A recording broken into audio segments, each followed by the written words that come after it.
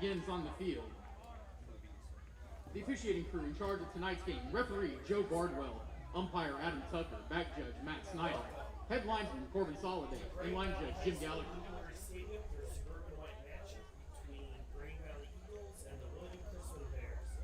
I'm here with my peanut butter to my jelly, Blake Tarrants. Blake, welcome back. This is our third game, and we hope to entertain you as we watch a good suburban white football game. Let's start talking about Chrisman. Chrisman started the year 0-4, but have played much better, splitting with inner-city rivals Truman, who they beat 21-10, and then losing a heartbreaker 42-37.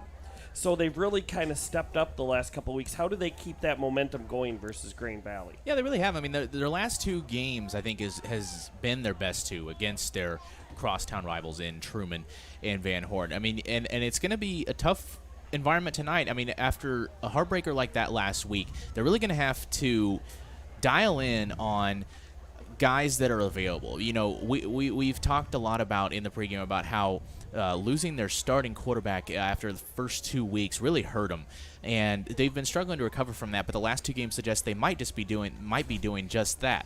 And it really is just going to be about trusting that guys will eventually find their groove. They've got a junior named Dane Hurl, who you clued me in is one of two kids who have attended Chrisman, who's the son of their superintendent. He's still getting his legs underneath him. He's completed about 46% of his passes and has thrown just 2 touchdowns to 4 interceptions. But they've got to trust that he's eventually going to get his legs under him. I mean, he's a guy who was thrust into the starting role unexpectedly. He's only a junior, and he's in a position he wasn't expected to be in. And they're also going to have to trust that the guys who have been making plays for him all year continue to do that. They've got, I think, first and foremost, the guy we're going to be watching the most is number 3, Cameron Thompson, tonight. So keep an eye on that if you're watching from home as well. He's also a junior, but he's every bit a legitimate starting varsity player. He's averaging He's got 118 carries and 543 yards, so that's 4.6 yards per carry, and he's got 5 rushing touchdowns, so essentially averaging just under 1 a game.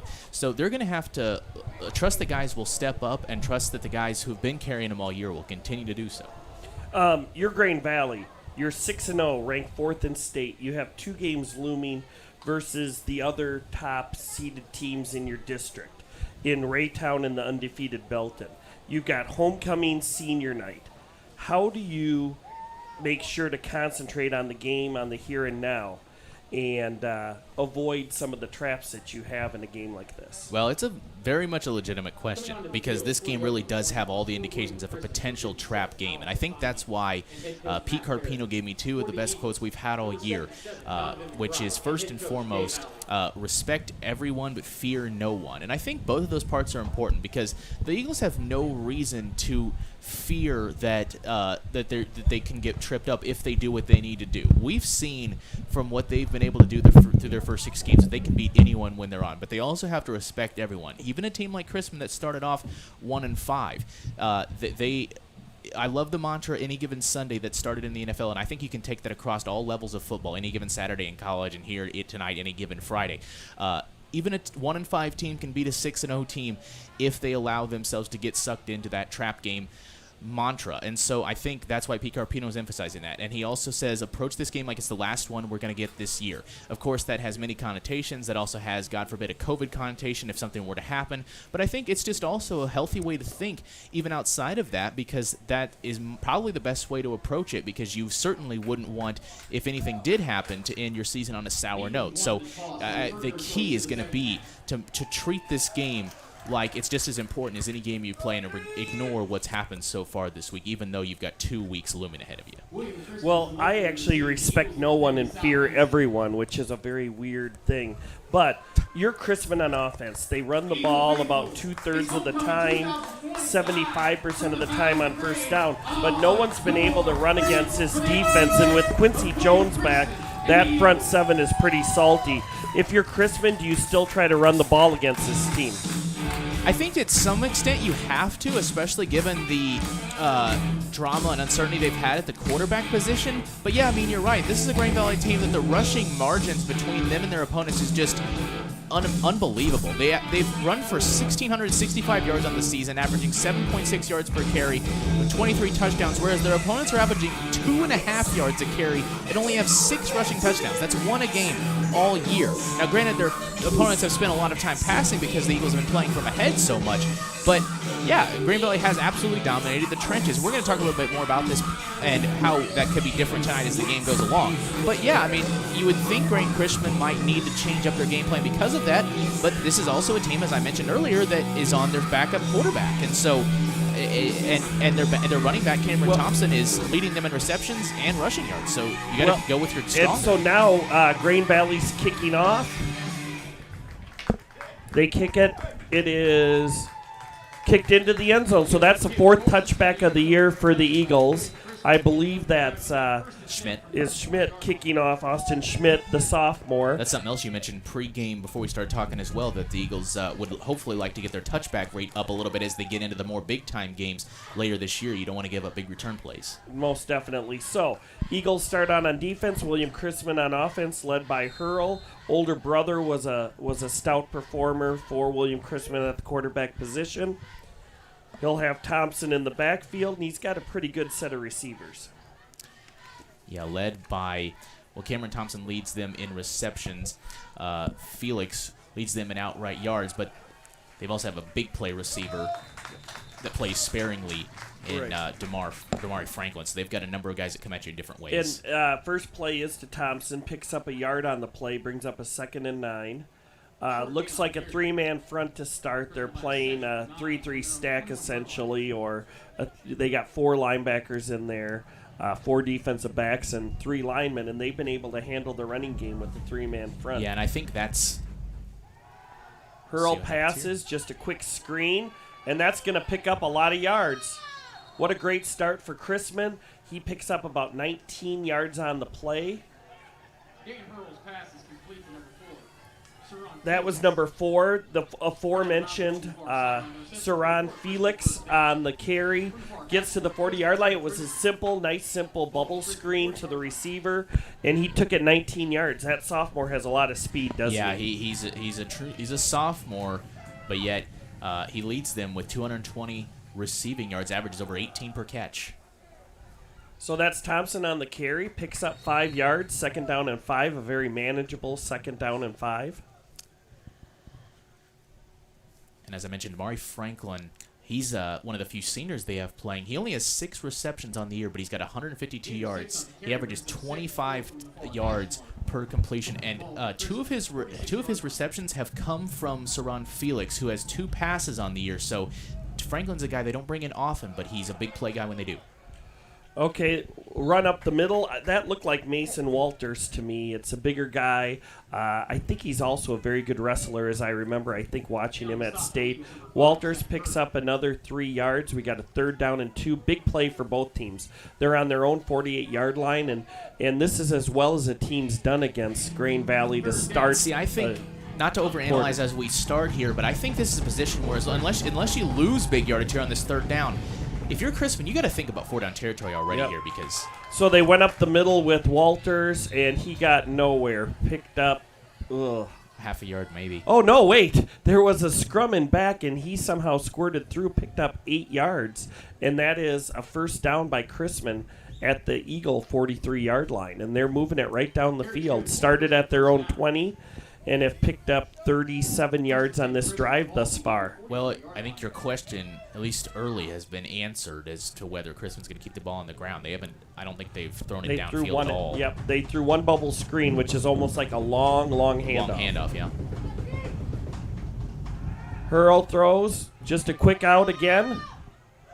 That's a nice stop there by Trent Knox on the play. It was a gain of 1 yard. I think that was number 6.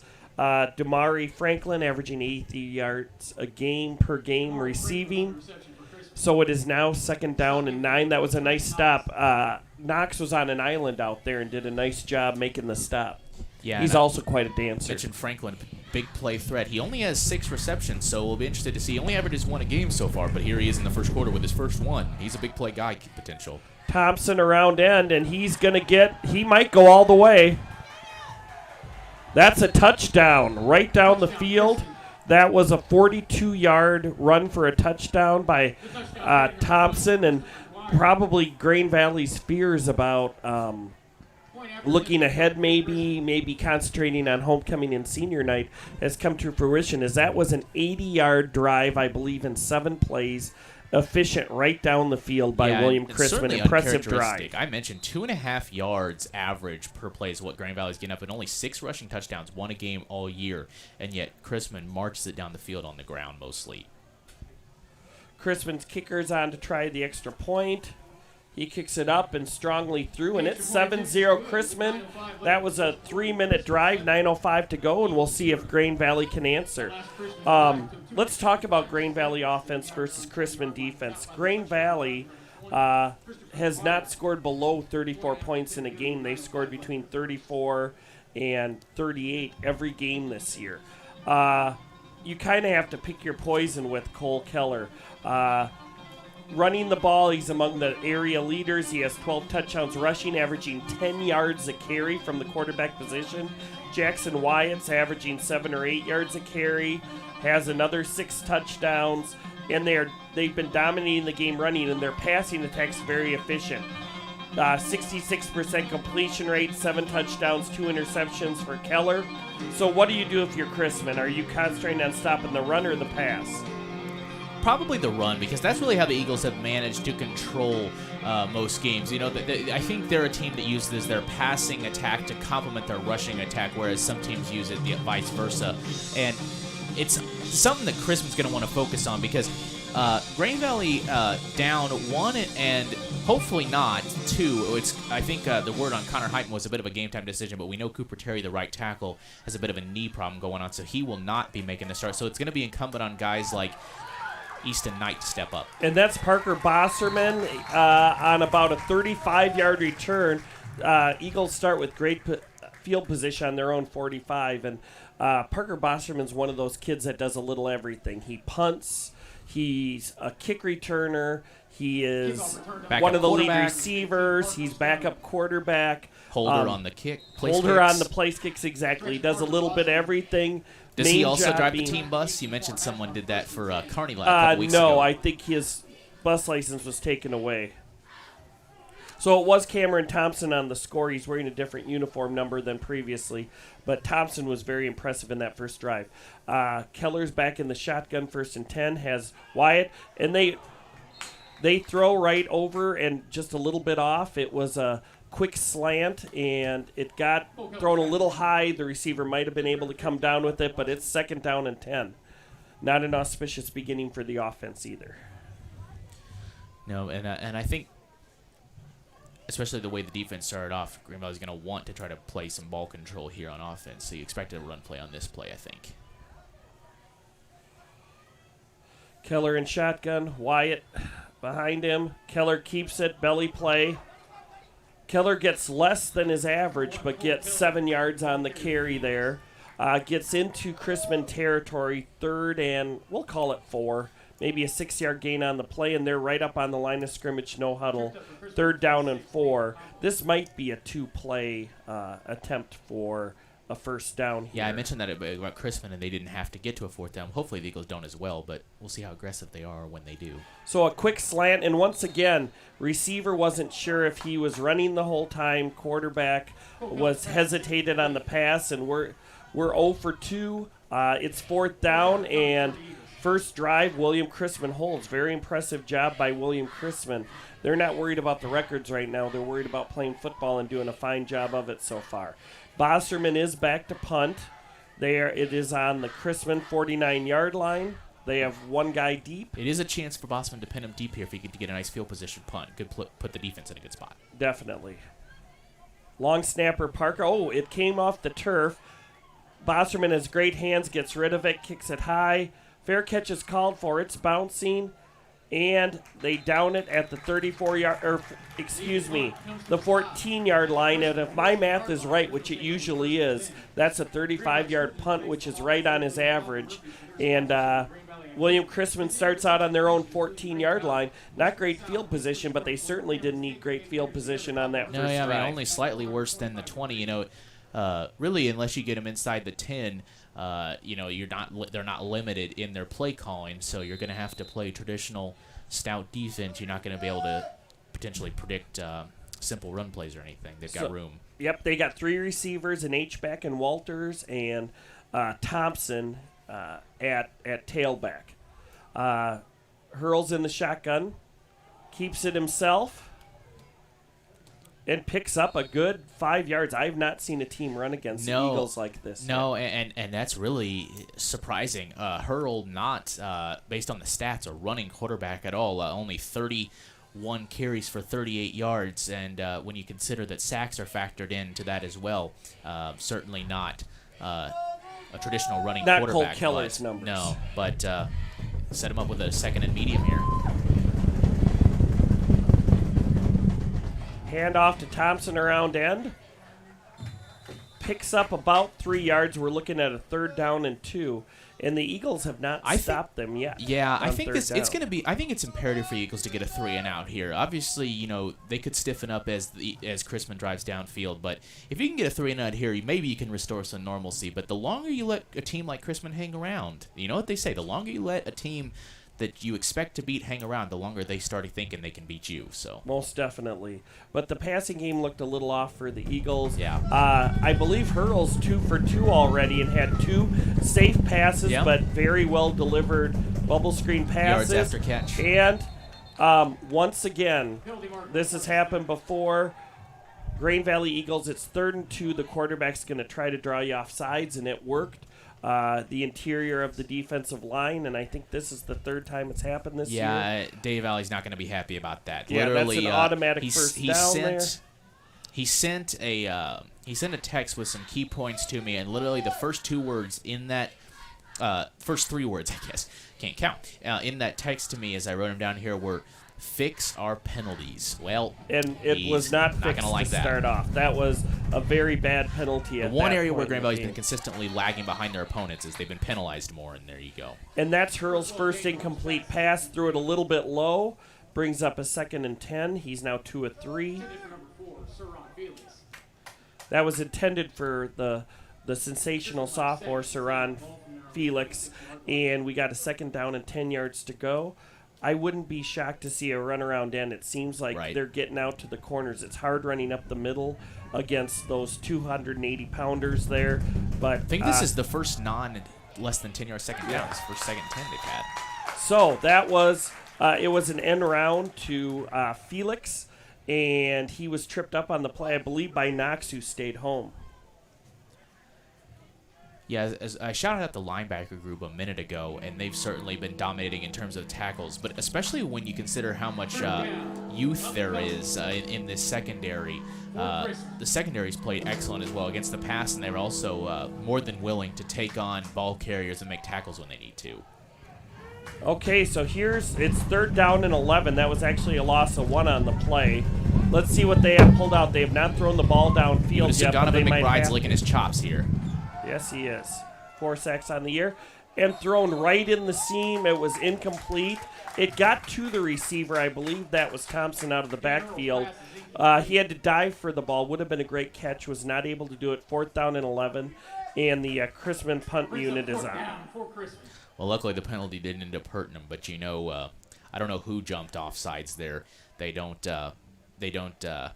call out your number in high school. But right. Trust me, Dave Alley knows. I know, but I'm not going to tell anybody. Yeah, there you go. Well, he knows, and they're going to hear about it. It is 4th down and 11. You've got, I believe, Pouncil and Keegan Hart deep for the Eagles. Keegan Hart's averaging 12 yards a punt return. That's a pretty good punt return average. He's got 10 of them on the year. We'll see. Oh, bobbled by the punter. He had to jump on the ball, and the Eagles will take over at the 15-yard line. Field position. Yeah, you got to punch it in here. That's a gift. That is a gift, and we'll see what they do. Jackson Wyatt wasn't involved in the offense. We've had 2 long snaps on punts be off. So like both the Eagles and the Bears' long snaps were a bit. Yep. Bosserman. I can't talk tonight. I've had like 2 or 3. 2 or 3 what have you had today so far? Tongue-tied moments. Okay, I thought you were going to say something else, and I was going to say this is a family broadcast. So, okay, here we go. 1st down and 10 for the Eagles on the 14-yard line.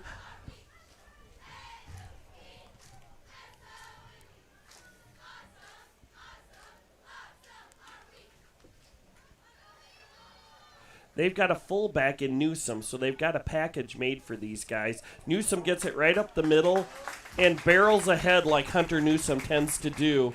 Our 2-sport standout, Hunter Newsom, runs it right up the middle. I would say he gained a hearty 6 yards, and we're on the 9-yard line, 2nd down and 4. Yeah, the Eagles are really capable of running the ball with about anybody. You think of Cole Keller and Jackson Wyatt, but there are 4 guys. Those 2 and Newsom and Kirk have all scored rushing touchdowns so far this year. And there's Newsom again, and he's surrounded by, do we say a pack of bears? Well, bears are pretty solitary animals in general, so I don't think there is a term for when they get together.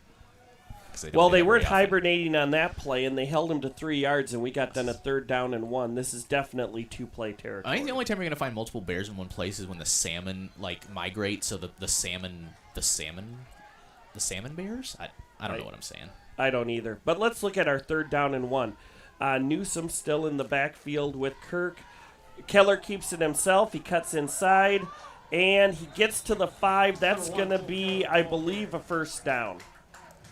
One of those spot of the ball moments. Yeah, I think he's got it. They do mark it as 1st and goal at the 5-yard line for the Eagles. It's Newsom and Wyatt in the backfield. In a more traditional fullback situation is Newsom, yep. And kind of offset eye, you've got Wyatt. He whispers to both of them, Keller does. He's changing the play at the line. Let's see what he comes up with.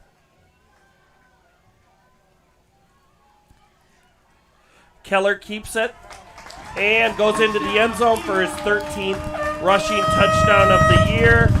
Eagles are now, it's 7-6. That was Cole Keller. Well, our technicians are raising their thumbs in the air as great job. It was a short drive, and with 4:23 to go in the first quarter, it's 7-6. So we got Pearson Janes here, and while I actually think they're going to go for a 2-point conversion, and in a couple of minutes, I'm going to explain what heavy Chevy means, people. You're going to be in for a treat right now. I just want you to think of the term heavy Chevy. My dad has one. It's a big Chevy truck. Well, this is a big Chevy truck trying to go in the end zone, and he has stopped. Heavy Chevy is when the senior linemen on senior night line up in the backfield. So that was Landon Hinton, offensive lineman, getting to do a lineman's dream of carrying the ball towards the end zone. However, he's not as fleet of foot as Jackson Wyatt or Cole Keller. He stopped short, and it's 7-6 Chrisman. And with 4:23 to go in the first quarter. They should have channeled their inner Andy Reid there and thrown to the lineman. Remember Andy Reid throwing to Dontari Poe a few years ago? There was some fancy name he gave to it, too, something to do with pork or something. You like it better than heavy Chevy? No. I'm not talking about the play. I'm not talking about the name of the call. I'm saying they should have passed it to the lineman. That would have been more fun. Okay, kicking off will be Schmidt.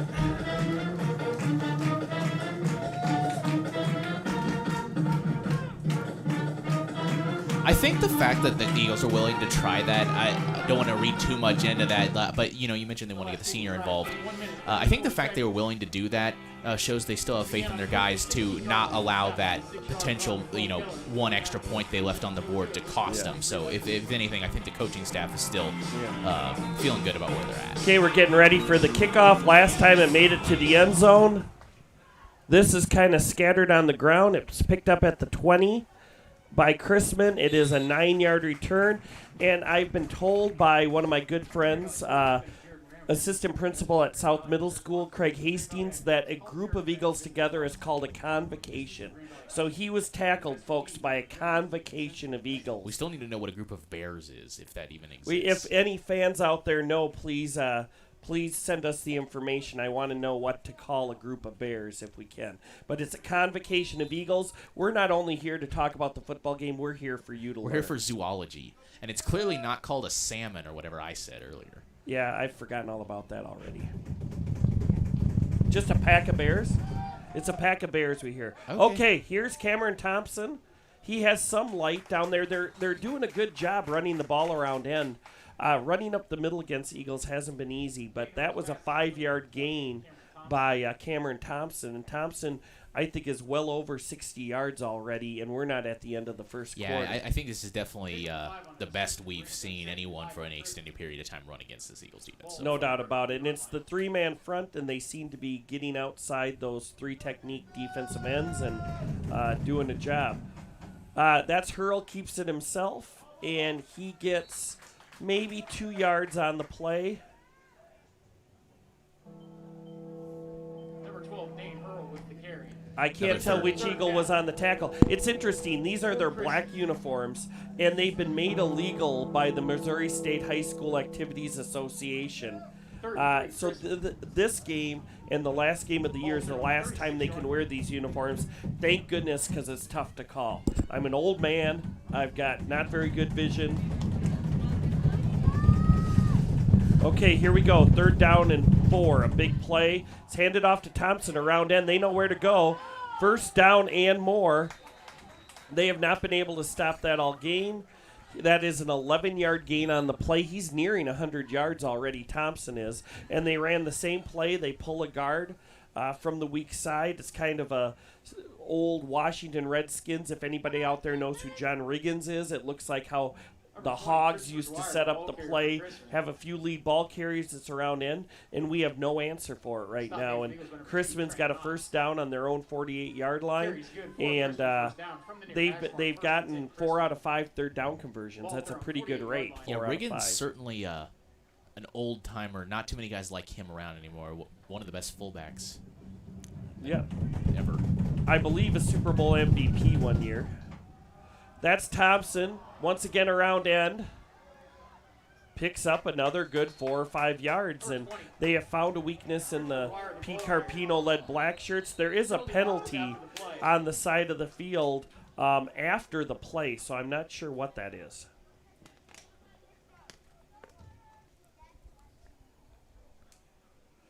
We're waiting for the official sign.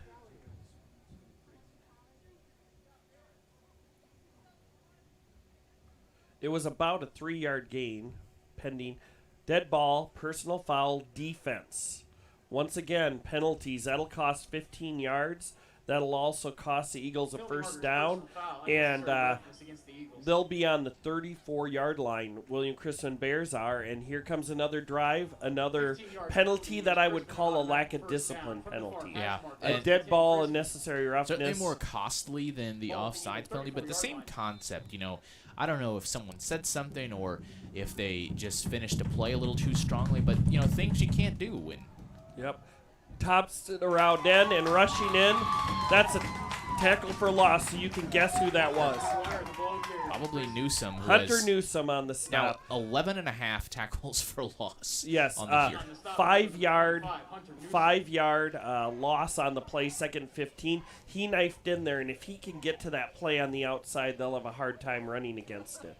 And I think that was what was, I think, most noticeable about the first couple drives is that the Chrisman guys were getting to the second level, and the linebackers weren't getting the penetration they normally do, but hopefully that flipped the script there. So Hurl goes back to pass. He throws it up, and defending on the play, there were a couple defensive backs over there, and it was thrown high.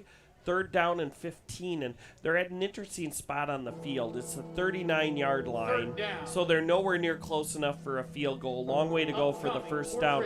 I wouldn't be shocked to see them put it on the ground and try to get about 10 yards try to get back. some of it back so that they can have a potential manageable 4th down, right? Yeah. So I wouldn't be surprised. I'd see Cameron running towards the Grain Valley end. But once again, I'm not the coach or paid to do that. That's Coach Matthew Perry's job.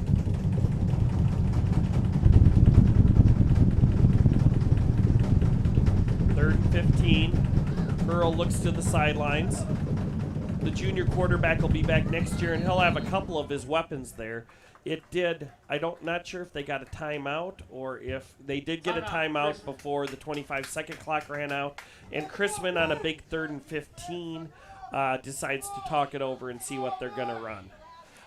Do you see the Eagles? I know that they blitzed. I believe that Newsome has 4.5 sacks, and Zach Kirk, another linebacker, has 4. And then, of course, Donovan McNabb, the heart of the defense, has 4 sacks also. So they can pin their ears back, but I wouldn't be shocked to see a run here. I would think, given the success they've had, and again how dominant their running attack has been for them all game. And by the way, kudos to Donovan McNabb for something like 50 years old coming back and playing defense for a high school football team. What a nice guy. Did I say Donovan You McNabb? did. Yeah, you really did. Well, he was a Philadelphia quarterback, went to Syracuse for college, was a great I had NFL to make a joke player. out of that. You're hurting my feelings really badly. But that's okay, because we're here to entertain you. Donovan McBride has 4 sacks. Hey, I'm sure he would appreciate that Comparison, yeah. He's not quite as fast as Donovan McNabb. Don't tell him that. And guess what?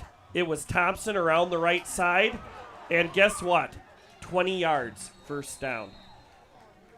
I called the play. It was like I was in the huddle of Chrisman. Ran the exact play I thought they'd run. They've had great success. Thompson's over 100 yards, and that was a 20-yard gain on 3rd and 15. And they're all to the outside, too. Like, he's getting around the edge every time. Yep, there's nobody setting the edge for the Eagles. There's been some missed tackles. And 1st and 10 for Chrisman at the 19-yard line. And the Eagles have no one to blame but themselves. They've had them in situations where they can stop them, but for some reason they're having a real difficult time stopping them on the runs to the edges. Hurl drops back to pass on 1st down. And touchdown. Pass complete for a touchdown. That was Hurl on the 19-yard touchdown pass. The touchdown pass from number 12, Dane Hurl, to number 4, Sir And that was Sir Ron Felix, the sensational sophomore, with the score to make it 13-6, and they'll try the extra point with 42 seconds to go. Once again, there was a costly unnecessary roughness penalty, a 20-yard run on 3rd and 15, and now it was a stop-and-go play, and it was kind of thrown behind him. There is a flag on the extra point, which was good, and we'll see what happened there. Eagles have had 2 penalties, and Chrisman has had none so far, and this might be a 3rd for the Eagles, as both teams are coming off the field. Sideline warning on the Eagles. You get no one penalty, of those for yeah. free, so there's no penalty yards. But that's, once again, the 3rd penalty for the Eagles. And, wow, Christmas had an impressive first quarter. I mean, it's been close to perfect for them. I mean, they had one punt, which of course set up the Eagles with And I mean, if you really wanted to be, if you wanted to be as, I guess, realistic as possible, the fact that Chrisman botched their punt is really what gift wrapped the Eagles the points they have. You know, who knows what would have happened the way Chrisman's defense was controlling Cole Keller and keeping him in the pocket and such on that first drive. If they've been able to get off a punt and give the defense more room to work with, the Eagles really are lucky to have the 6 points that they do, because they started inside Chrisman's 20-yard line after that snap. Right. So it's 14-6 Chrisman. Chrisman's getting ready to kick off. The Eagles need kind of the prototypical drive they've been winning it with lately. They need to keep it for the rest of this first quarter clock and well into the second quarter, keep the ball on the ground, because their defense is probably gassed at this point. And that's caught at the 5-yard line by Bosserman. He's running down the same sidelines, probably got a few less yards on the play, probably a 24 to 20, it looks like a 23-yard return to the 28-yard line, where the Eagle offense will take over 1st and 10. You know, it's important they sustain a drive right now. That's what that I was defense earlier, has been on the field quite a while, and there's been no continuity to the offense yet this year. I would expect to probably see a run play and then kill this first quarter clock here to try to give teams a chance to regroup.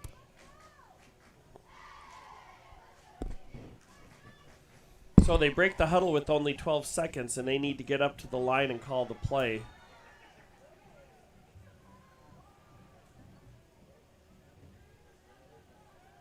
And it's snapped in time. Wide receiver screen. And that is a 12-yard gain on the play. Well, that's a good way to close out the first quarter. There is something going on. I heard a whistle, but yeah, I did too. A sideline warning on the defense, I think, that time. And these officials really like that call. They're doing sideline warnings all over the place. 1st and 10 for the Eagles, and now they're resetting the time clock with the venerable Jim Roberts handling that time clock. Which means the Eagles could kill the first quarter clock, no? Yes, but they choose not to. Oh. Keller's in the shotgun formation.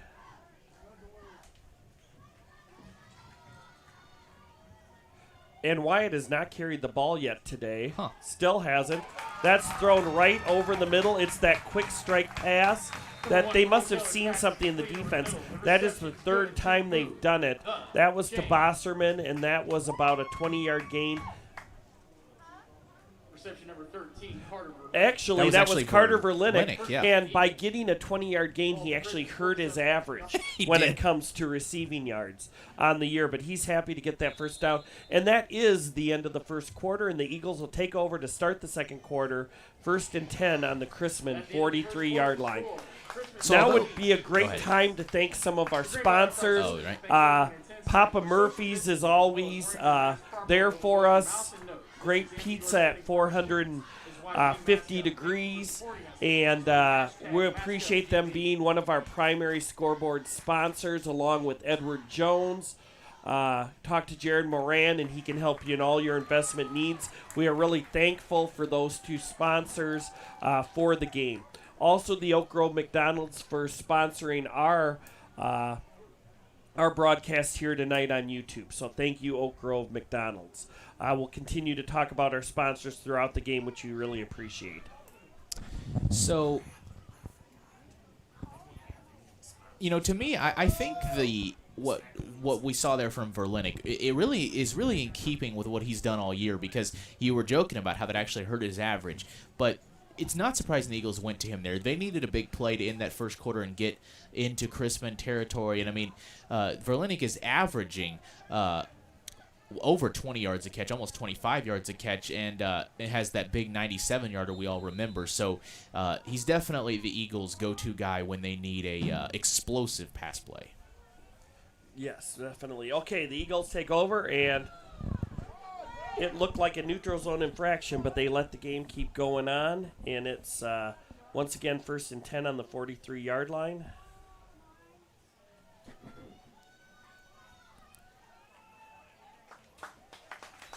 And that was the first carry by Jackson Wyatt. Picks up about 4 to 5 yards on the play to bring up a 2nd down and 6. Wyatt, the ball carrier for the Eagles. Gain of 5 gives the Eagles 2nd and 5. Ball to Chrisman, 39-yard line.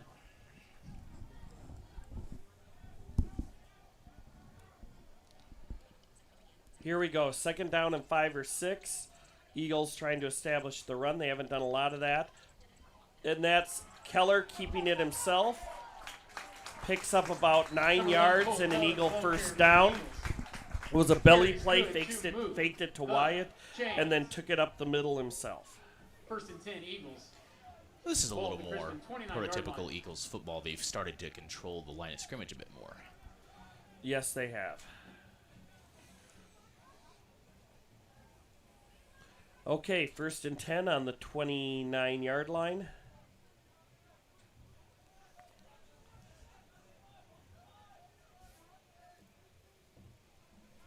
Right up the middle to Wyatt. Picks up positive yards. I rarely see him get tackled in the backfield. 4-yard gain right up the middle. Nothing fancy. 45. Jackson Wyatt, the ball carrier for the Eagles. Nothing fancy like your wardrobe. Yeah, that would be accurate. 2nd down and 6 yards to go. Keller barking out the signals. Wyatt, by the way, should cross 100 carries tonight. He came into tonight with 89. Another belly play by Keller. Makes a few moves. Picks up another first down, and that's another 10-yard gain right on his season average. And the Eagles have 1st and 10 on the 15 as they have controlled the ball in this third drive of theirs, which was much needed for the defense. We'll see what the defense brings up after Ball this. inside the Chrisman 15-yard line. Now you wonder if they are able to punch it into the end zone as they usually do in the red zone, if they will go for 2 again to try to tie the game, or if they'll send James back out there. Mr. Grain Valley, Jerry Vaughn, who's a great, runs our educational foundation, told me a group of bears is called a sloth or a sloop. That's right. Of bears. I was just looking at my phone a minute ago because my mom texted me, and it's supposed to refer to their hibernation tendencies and how slow they move. But yeah, she was texting me that as well. I was going to mention that at some point whenever we got a minute, so you beat me to it. And someone who didn't move slowly on that play was Jackson White, another just solid 5-yard gain. It's almost like you can just book it that he's going to get a 5 to 8 yard gain right up the middle. And the Eagles are trying to answer back that wonderful William Chrisman drive. That's something I obviously I've been doing some broadcast stuff for a while. That's something you always know. As soon as you screw up on the broadcast, you're going to get texts trying to help you out. It's awesome. And Keller picks up his 2nd rushing touchdown of the game. That was about a 10-yard touchdown run, and that's 14 rushing touchdowns for the quarterback, Cole Keller. 14-12, and we'll see what they go for the extra point. Well, you'd think Keller could probably just do that again for the 2-point conversion the way he's running right now. Well, they've got their kicker on to try the extra point. Pearson James, 28 out of 29 for the year. So I was going to mention that when they scored the last touchdown before I realized they were going for 2. It's a shame he missed his first one last week, but I'm glad I wasn't responsible for it. And he just missed a second one. Looks like it was pushed to the right, and it's 14-12 with 9:22 to go in the second quarter. Uncharacteristic. Now, we saw one almost get blocked 2 weeks ago against... Against Kearney. Kearney, right. I was looking back at the schedule, making sure I got I wanted to say Kearney, and I should have, but I second-guessed myself. Most definitely. So the Eagles will get ready to kick off, and defense is going to have to. They've been so stingy on the year, giving up few yards on the ground, and I think Chrisman might have more yards on the ground than any team this entire year, and they did already it in a here quarter. In the first half, yeah. Well, yeah, and in a quarter, because they haven't touched the ball yet in the second quarter. Probably close. Honestly, total offense is probably close, too, because they didn't throw it downfield all that much until that very last play, but even on those screens and such, they were having quite a bit of success, and then they had the great downfield strike to Felix there for the second touchdown. So, really, I would say Chrisman just entirely on offense has looked as good as any team so far. So the kickoff, it goes back. He receives it at the 9-yard line. Picks out a hole, returns it to the 25. That's a 16-yard gain. And it'll be, and another penalty on the sidelines here.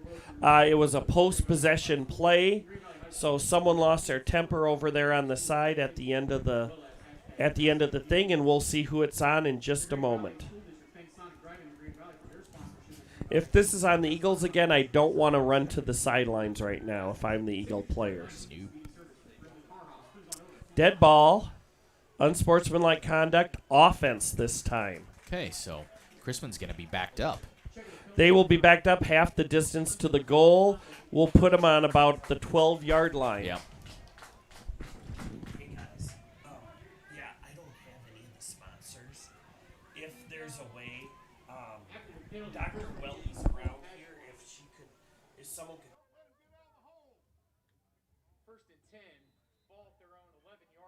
First and 10 on the 11-yard line for the William Chrisman Bears, and they haven't had any trouble doing long drives, have they, on the game so far, as they've started from the 14 and 20 and scored touchdowns in both with some key penalties along the way. Thompson around the left side, and guess what? Thompson, 11 yards and a first down. I think he's well over 100 yards already. Yeah, I don't know if the Chrisman tackles are playing out of their minds or what, but really that edge is just torturing the Eagles right now as Thompson's able to escape and get outside every play. And our hats off to Blair, Campos, Atagi, Savon Langford. They've got some freshmen on that offensive line, but they're doing a heck of a job, those linemen that I mentioned. They're really doing a great job on the edge. That was a quarterback keeper. He gets tripped up in the backfield. That might have been Quincy Jones back from a shoulder injury. And I think it's second down, 10 yards to go. And that's noteworthy, again, because Chrisman's having a lot of success on first down. So, and that's when the Green Valley defense has been able to have some success, is when they forced him into second and long. So that's big when they've had an incompletion or a stopped run. So after that first initial 12-yard gain by Thompson, Hurl kept it himself, second down and 10. Kind of a little bubble screen out there. Not a lot there. Convocation of Eagles on the tackle makes it third down and 8. That looks to be number 4 on the reception, Saran Felix. That's a cool name, don't you think? Like that's a legitimately cool name. If I was having another kid, it might be Saran. But he is a very talented young man. Looks to have some speed, some shiftiness, good hands, and should be a good player for a long time for Chrisman. And should be able to hook up with Hurl for the next 2 years. Which is also, speaking of names, Hurl is also a fantastic name. Especially for a quarterback. Yeah, exactly. There's no doubt about it. That's perfect. So, third down, about 9 to go. Hurl rolls out to the right, throws way downfield, and Hart made a diving attempt for it, but it was overthrown. Kind of wisely thrown away by Hurl, as there just wasn't anything there. Fourth down and 10, and they don't get a 3 and out, but they get a 4 and out. Right. And they'll take over soon.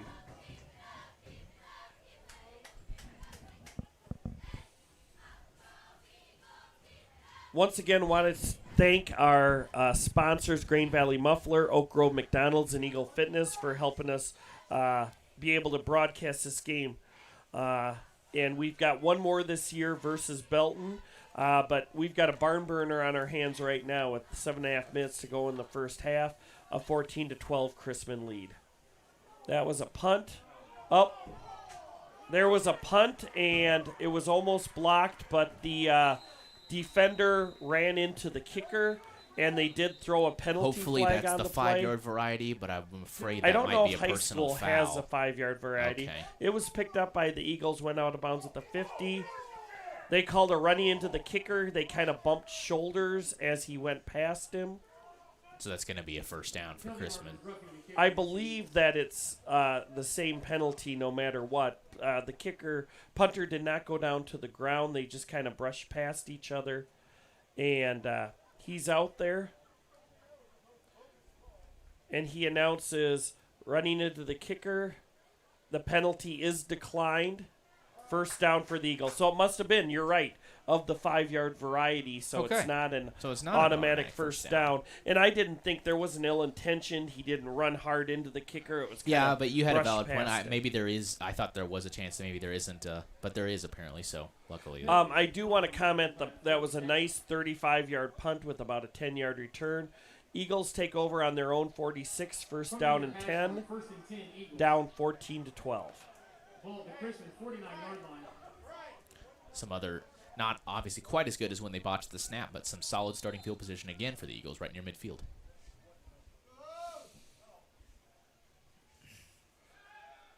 Keller back to pass.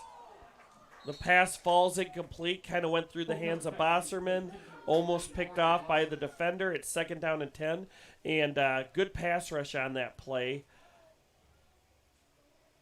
by the linebacker, I believe number 26, Nathan Campos. He's a junior linebacker, put some pressure on the quarterback. 2nd down and 10. Keller has not been hit a lot as a quarterback this year on the pass. No, and it could Campos be was able to get to him. Campos is their leader, and Saxon was also forced to fumble. And again, I mentioned at least Cooper Terry is out tonight. So whenever time you miss an offensive lineman, it can affect the quarterback. That was Keller, put it in the belly. Looked like, and kind of ran an option, but it was a pass forward. 3rd down and 9. It was completed, but it was only a 1-yard gain. And we've got a 3rd down and 9 for the Eagles in Chrisman territory at the 48-yard line. So this is kind of a big play for both teams. I think this could be 4-down territory as well, especially if they can pick up a few of these yards. Yeah, I think they need to get at least 5 more to have a shot at it. But it's 3rd down and 9. We'll see if they run or pass here. It is Kirk in the backfield, which makes me think it's going to be a screen pass. Pass is complete. That was a 14-yard gain and a 1st down. I believe that was Cole Keller's pass is complete. Reception's good. To the move. number 15. That was Bosserman on the reception, I believe. So it's 1st and 10 for the Eagles at the 34-yard line of Chrisman. That was a huge 3rd down conversion for the Eagles. 34-yard line. It was actually 16 on the reception. I believe in these set of uniforms, that's Carter Day on the reception. I don't know why I ever bothered anymore to note what number of guy is, because that seems to change on a weekly basis. It does for the Eagles, that's for sure. Another quick strike pass to the Eagles. That would be Bosserman. That is another 1st down, and they're in a hurry-up offense. It has William Chrisman on their heels a little bit. 1st and 10 on the 24-yard line of the Bears.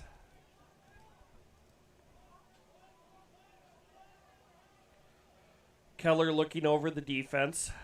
It's been a lot of quick straight passes. Another quick straight pass right over the middle to Bosserman. I mean, it was a no-step drop. Fire it, which wasn't working at the beginning. Bosserman gets it in, 24 yards for the touchdown. And they tried to complete this, but there was a misconnection. The first 2 plays of the game trying this. Right. Well, they've got it figured out now, and that's Those are very much third timing catch. plays. As quickly as the develops and as quickly as the quarterback gets rid of it, anything being off even a little bit is going to disrupt it, but it was perfect there. So it's now 18-14 Eagles. I believe they're going to go for 2 now after having some rough luck on the 2 extra points. There is no heavy Chevy. This time it looks like a standard play. You got Newsome at the hybrid H-back. Handoff right up the middle. No, it's pitched to Newsome, and he drags people, but I believe he falls short. And the Eagles are only up 18-14 as they've missed all 3 conversions to start the game. It's a 4-point game, 5:38 to go in the first half, and I think this is a key drive for each team. The Eagles will start with the ball for the second half. That's right. And so Chrisman, really if they can answer here, have the momentum going into there. If somehow the Eagles get the ball back and score, they can score to start the 3rd quarter and really change. Yeah, that's what I was going to say. You'd You'd really like the Eagles' defense to force Chrisman off the field quickly here, because even a field goal, the math would tell you is valuable here because it would put you up 7, and then, as you mentioned, a chance for Green Valley if they can force Chrisman off the field quickly to get back-to-back possessions at the end of the second quarter, at the end of the first, at the beginning of the second half, I should say. So, definitely a big drive for the Eagle defense. The crowd entertained by our multiple state champion cheerleaders up front, and our tallies, our dance team. So they're doing a great job. We actually have a student section we allowed of about 30 kids. They are socially distanced, so they are not at risk to each other or themselves. And they're creating some magic, some noise, but it's been a wonderful first half. This is what a Friday night should look like. I'm hoping, and it'll be mid-late October when we get back here for Belton, in which they'll potentially be 2 undefeated teams next week, and I'm hoping it's more football weather though next Well, time. It's a little toasty still. It is for a me. little toasty, but I'll tell you what, this is definitely still a game, and Chrisman's done a great job. That was about a 13-yard return. He ran more east-west than north-south on that return. Got about 13 yards, and Chrisman's starting off on their own 23-yard line. The field position battle's definitely been won by the Eagles. That's right, and that's eventually going to pay dividends, you would think. The Eagles have started essentially outside their own 30-yard line every time and a couple times in Chrisman territory. Yep. So here they go. Hurl leads the team up to the line, 1st and 10. I expect to see a heavy dose of Cameron Thompson to start the quarter. I mean, he's been going wherever he was wanted to go, basically, so far. And he gets the ball there, picks up about 1.5 yards, ran into the interior of the defense, and that is tough to do versus the Eagles. Yeah. And I think that's telling because he's ran into the interior, he's ran up the middle 2 or 3 times, and I think he's gotten 2 yards or less every time. But every time he's bounced it outside and gotten big yardage. So the Eagles are going to need to figure that one out. Most definitely wide side of the field over here. I would expect a Thompson run to the wide side. Yep. He's got 2 receivers out there. They're good blocking receivers. Hurl takes a look. Shift by the defensive line. And it's a swing pass out to Thompson, so they get him on the edge through a pass. There is a flag on the play that's going to be holding. It's going to be brought back. It was complete for about 7 yards, Thompson. They got to the outside. I would expect a holding call. You saw that one happening, didn't you? Yes, but once again, I'm not the referee. Illegal use of hands on the offense. They'll move it back from the point of the infraction. That's a costly penalty. Will create a 2nd down and long situation. Cameron Thompson is also a junior. I really like that Chrisman has coming back next year.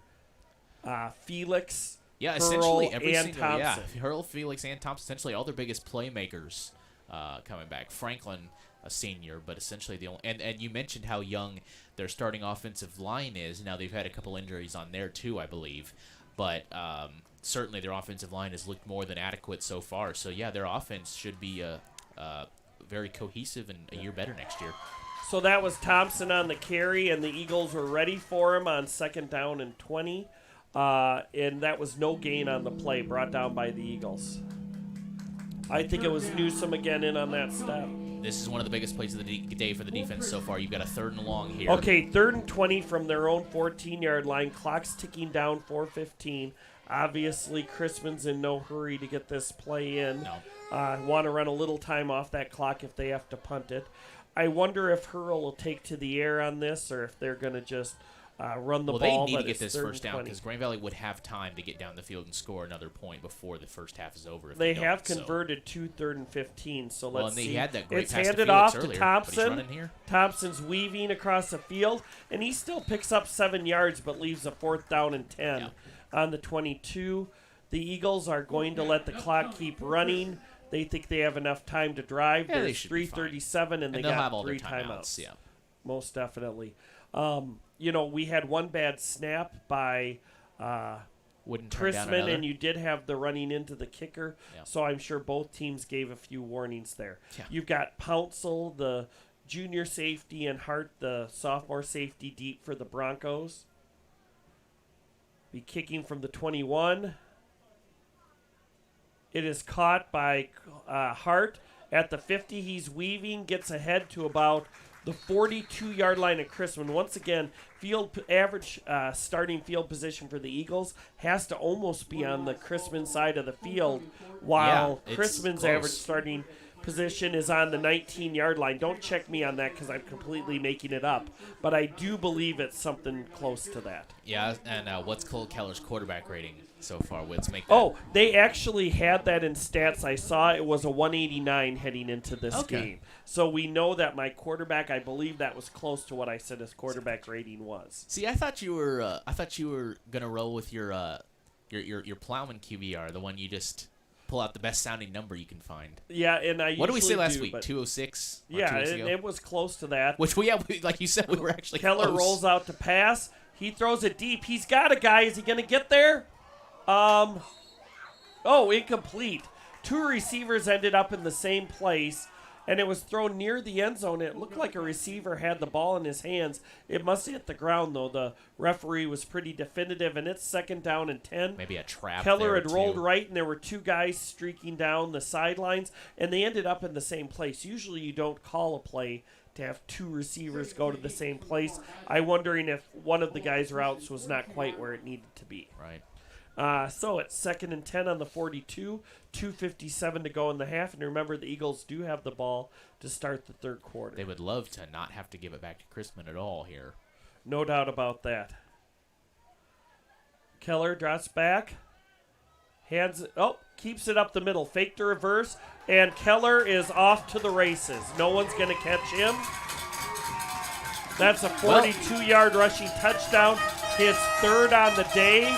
And his 15th touchdown in the 7th game of the year rushing. If someone had told me he'd have double the number of rushing touchdowns than passing touchdowns at this point, I would have told him they're crazy. But 15 rushing touchdowns, 42 yards, faked a reverse to Bosserman, drew a few guys, took it right up the middle, kicked it around left end, and he's just faster than most guys on the field. Yeah. Pearson James to hopefully have a first successful extra point. Snap is good. Kick is up. It is good. And a completed extra point to make the score 25-14. 2:48 to go in the first half.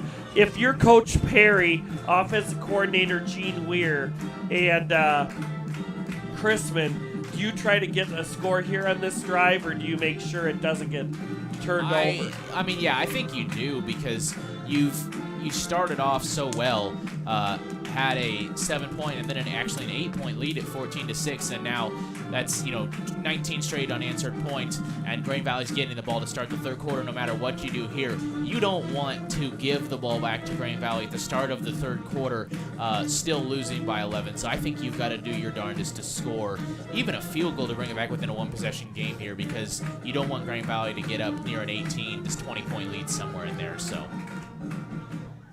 Well, Austin Schmidt's lining up to kick the ball. You got a little Ozzy Osbourne playing. Once again, do you know who that is? I do know. I think I know him a little better than, apparently, than I knew Led Zeppelin last week. Although, interesting update on that little snafu we had last week when I mistook Guns N' Roses for Led Zeppelin. We were actually talking about Stairway to Heaven last week, and I wonder if you'd heard about the lawsuit regarding that song that Led Zeppelin was involved in. I have not. So interrupt me if you need to call a play, but it was offsides on the kicking team, but that should have been apparent to our people watching on TV. Yeah, there we go. They'll be kicking off from the 35. So there's this lawsuit with Led Zeppelin. Yeah, so some singer, and I don't know if you've heard of him, I don't know how popular he was.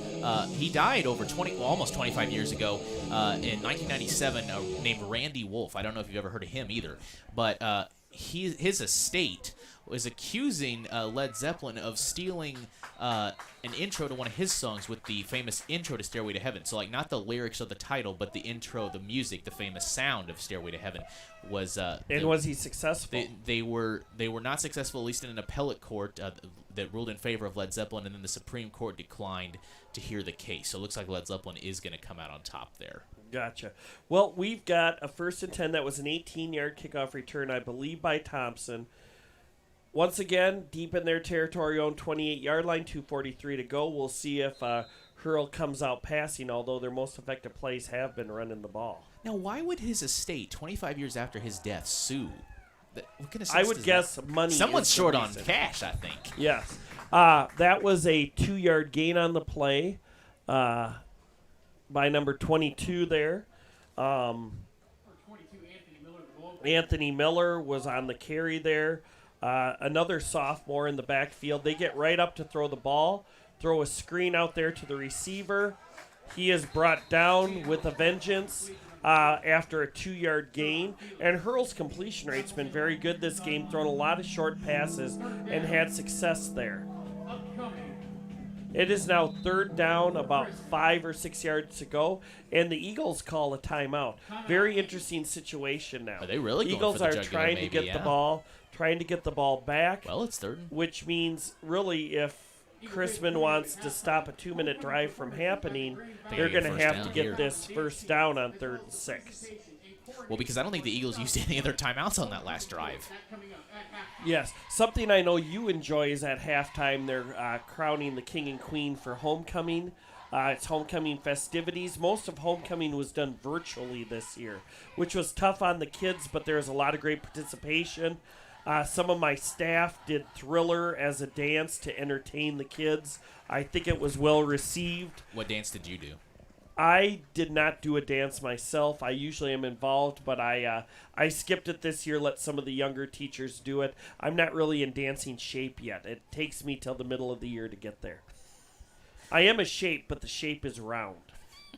I used to have a T-shirt that said essentially that, actually. I had a T-shirt that said something to that effect. So Chrisman's coming in, 3rd down and 5. This is really, as strange as it sounds, a huge play.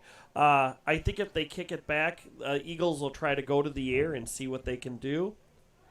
Hurl fakes a handoff, throws it. The receiver's open. He catches it for a 1st down. Great job by Hurl completing the ball. I believe it was completed to Thompson. There is a penalty marker on the play, though. It looks like a place that's usually holding, but once again, I'm not sure. But that was a huge completion. And they're calling holding on the offense there on the interior line. Crushing somewhere. That is a crushing blow. It now makes it 3rd and 17 or 18. And now what do you do if you're Chrisman? You gamble like they did. It worked there. It worked there. Do they go for it now? There's a timeout again by the Eagles, which usually off a penalty they don't rerun the clock, but maybe they do in high school. Maybe since the ball was completed, as a completed pass, maybe they would have. Yeah, I'm not sure. I'm not sure about that, but it is about a 3rd and 16 or 17 for Chrisman. 1 timeout left for the Eagles, but I think they've proven that quick drives is usually not a problem for them. Yeah. Not at all.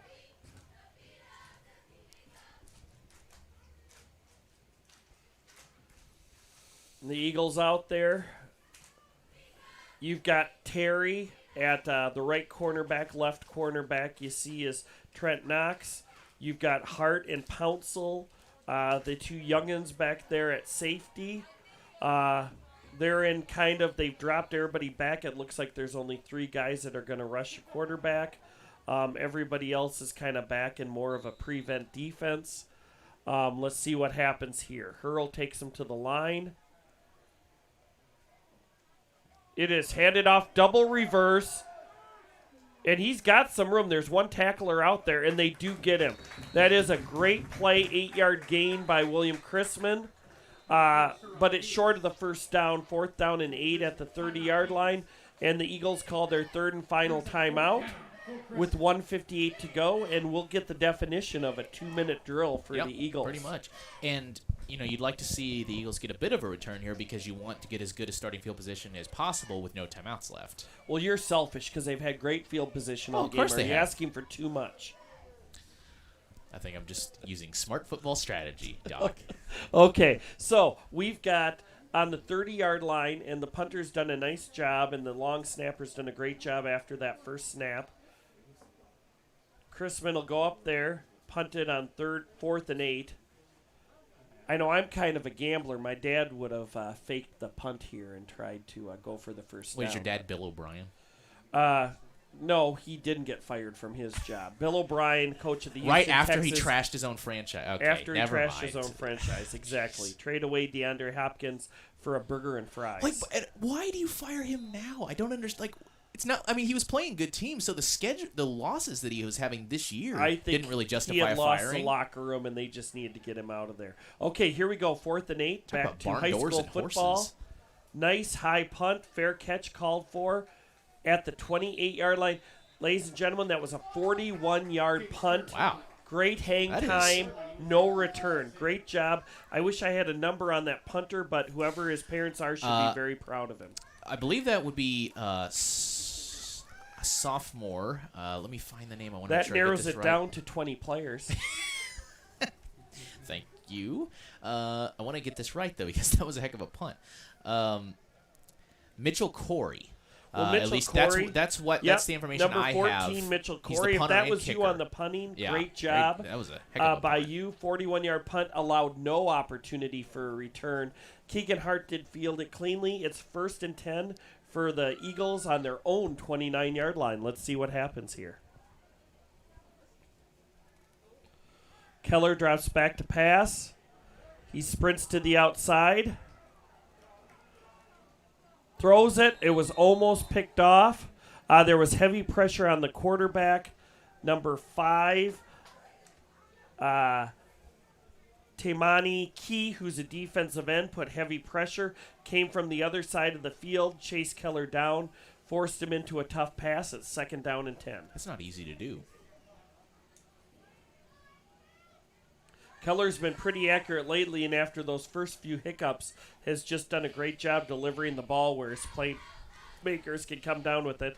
2nd down and 10, 1:45 to go. And if it's a 3rd and 10, is Chrisman thinking about getting the ball back here? Maybe. I wouldn't be shocked to see a running play by the Eagles, see if they can get a first down, see what happens here before they rush up to the line. But let's see what happens. He rolls to the right. Oh, what a great catch. Now, it was only for 7 yards. It wasn't for a first down, but great body control showed by number 13. That'd be Verlinick. Yep, Carter Verlinick, great catch. It was thrown to the outside. He was to the inside. He turned his body. That's not generally been his receiving area this year, but he comes through Ooh, there. and that was interesting. Clock was running down, and Chrisman called a timeout there. They've got some faith in their defense here on 3rd down. It's 3rd and 4. I guess Coach Perry wanted to make sure his defense was ready. Defense coordinator John McCall is there talking to his troops on 3rd down and 4. I know that they've been decently successful putting pressure on Keller, but Keller's a tough kid to bring down and can throw on the move. That was really a heck of a play by Verlinick. He's their big play guy, averages 47 yards a catch, but really made a nice play there to shorten this 3rd down. He did. That's some abdominal muscles. I pulled a muscle just watching it happen. So you can imagine how it felt, but he's a young, spry kid. They're all flexible. But a great catch by Verlinick sets up a 3rd down and 4. It looks like both teams have one timeout remaining. So the Eagles do have one timeout. It's 3rd and 3. My guess is if the Eagles are unsuccessful here, they'll punt. I don't know if that's enough time for Chrisman. If they're successful, they'll hustle up to the ball. Remember, in high school, folks, the clock stops till the chains are moved, right. So it gives you kind of extra little timeouts if you get on the ball. We can't keep track of timeouts to save our lives here on this broadcast. Remember the snafu we had a couple weeks ago, yes, too? Well, I don't trust those scorekeepers, to be honest with you, the scoreboard That's why operators. I just said we can't, because I didn't want to single anybody out. Okay. Keller keeps it. He's not getting anywhere. He gets run out of bounds for a 4-yard loss. It is 4th down, and Bosserman's going to have to punt. Right, 'cause he went out of bounds. Stops the clock. 1:21 to go. Chrisman does have a timeout. It'll be interesting to see what happens here. Bosserman needs to get some payback on and Corey he's got to flip get the ball field. off. Yeah. He's one of those kind of rugby-style punters that runs to the right and punts it. He has had a few punts blocked in his career, though he's definitely handled it quite a bit. But if I were William Chrisman, I would send the kitchen sink. They've got one guy deep. I think they're watching for the fake, but I don't think it'll be faked here. It's too far to go. Good snap. He runs. He punts it. And it's hit by the Eagles. It'll be about at the 35-yard line. So it was about a 34-yard kick. Once again, right on his average. He's had 2 punts, 34 yards each. And William Chrisman has a decision to make with 1 timeout, 1:13 to go, down by 11, knowing that the Eagles have the ball to start the third Yeah, again, quarter. I think if you're William Chrisman, especially, you've got just enough time to potentially get downfield, not so much time that the Eagles could mount a huge drive of their own, and you really can't afford, if you're Chrisman, to give the ball back still down double digits to Green Valley voluntarily at the start of the second half. Hurl drops back to pass, rolls to his right, throws downfield. And the pass falls incomplete. It was overthrown, and back on defensive coverage was Hart. 2nd down and 10. 1:08 to go.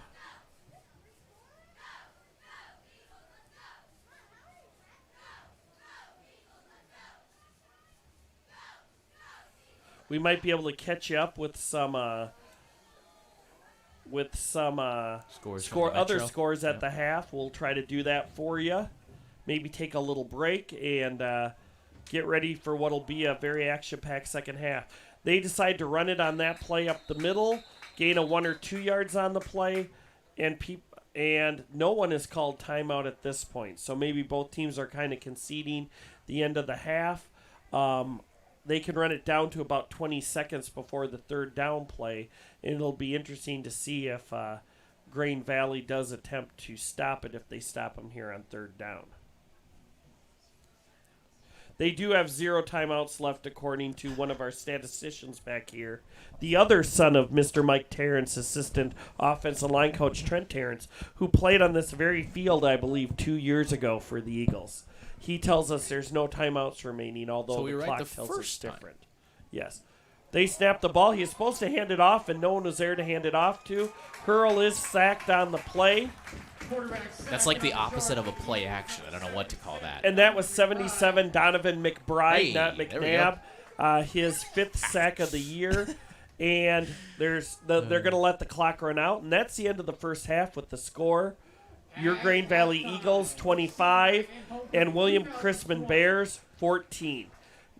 Grain Valley will receive the kickoff. We're going to leave you for a couple minutes and come back and look up a couple scores. Everybody have a great halftime.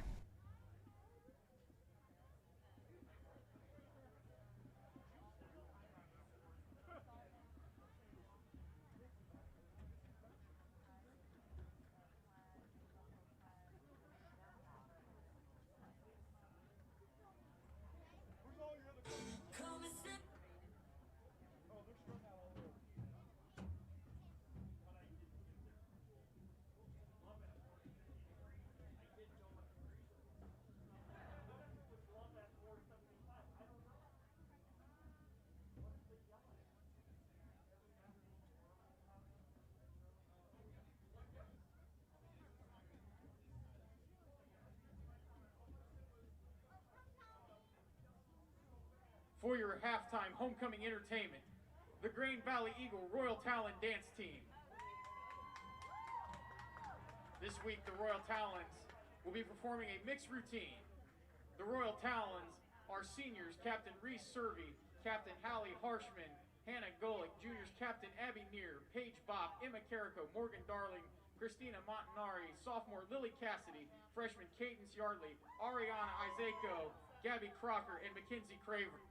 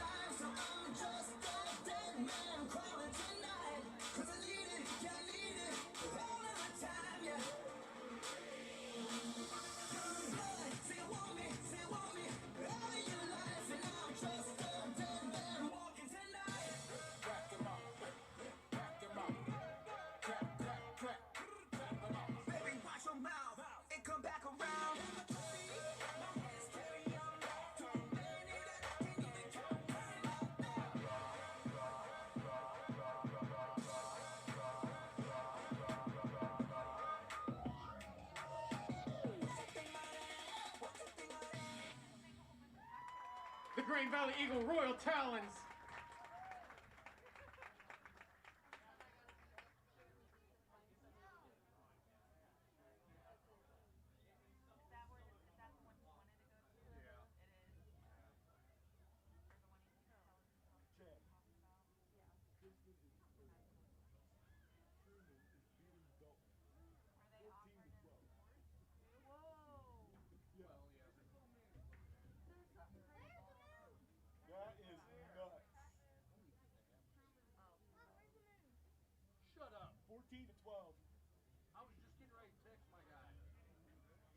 Good evening and welcome to halftime of Homecoming 2020 Homecoming, presented by Green Valley High School Student Government.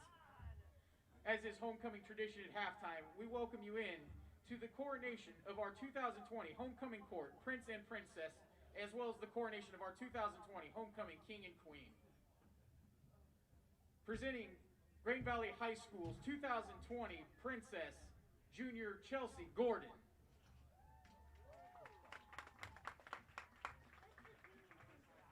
Chelsea is escorted by Michelle and Joel Gordon. Chelsea is involved in show choir, tennis, HOSA, and NHS.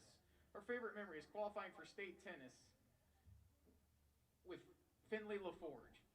Ladies and gentlemen, homecoming princess Chelsea Gordon. Presenting 2020 homecoming prince, Junior Jack Temples. Jack is escorted by mom Amy Broughton and dad Neil Temples. Jack is involved in band, theater, and NHS. His favorite memory is going to Indianapolis for band last year. Ladies and gentlemen, Prince Jack Temples.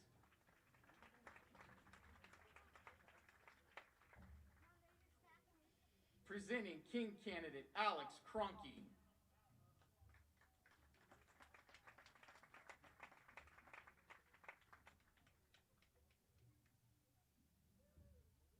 Alex is escorted by John and Karen Cronky and Heidi Bechet. Alex has been involved in theater for 4 years, debate for 3 years, and mock trial for 2 years. His plan after high school is to go to Mizzou to major in political science. His favorite memory of high school is acting in the 25th annual Putnam County Spelling Bee. Ladies and gentlemen, King candidate Alex Cronky.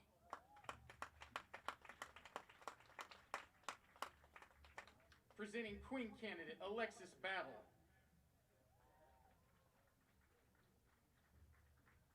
Alexis is escorted by her mother Michelle Brown and her stepdad Mario Brown.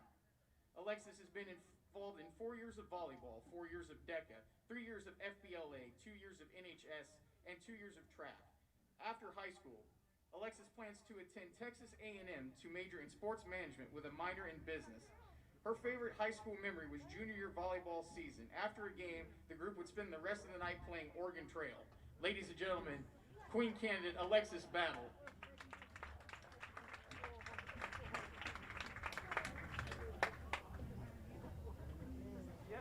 Presenting King candidate Jack Bailey. Jack is escorted by Kent and Pamela Bailey. Jack has been involved in football, basketball, as well as track and field. And while his plan after high school is undecided, Jack wants to continue to play football. His favorite memory from high school is hanging out with his football family at weights and at practices. Ladies and gentlemen, King candidate Jack Bailey.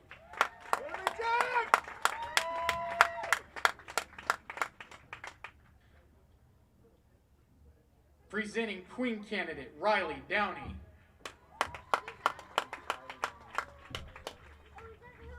Riley is escorted by her mom Sally and her dad Guy. Riley has been involved in 4 years of softball, 3 years of swim, and was part of the first inaugural swim team at Green Valley High School, 1 year of track, 2 years of show choir, and 2 years of NHS. After high school, she plans to either attend Missouri State or Mizzou to pursue a career in family and child development to later become a child life specialist at Children's Mercy Hospital. Her favorite memory is swimming at conference and medaling in all 3 events, never having swam before. Also, we have to kick at swim practice, and Coach Lytle let us use pool floats and noodles. Ladies and gentlemen, Queen candidate Riley Downey. Presenting King candidate Pearson James.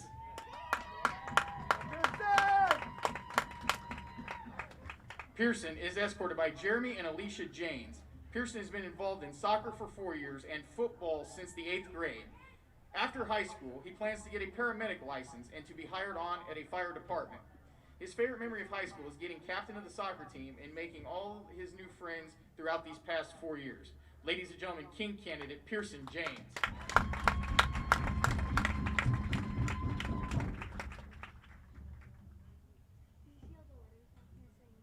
Presenting Queen candidate Abby Castle. Abby is escorted by Tanda and Roy Castle. Abby has been involved in swim and dive for 3 years, track and field for 4 years, yearbook for 3 years, and cheerleading for 4 years. After high school, Abby plans on studying pre-veterinarian at Wichita State University and hopefully running track and field. Her favorite high school memory was placing at state for diving her junior year and getting the school record for pole vault freshman year. Ladies and gentlemen, Queen candidate Abby Castle.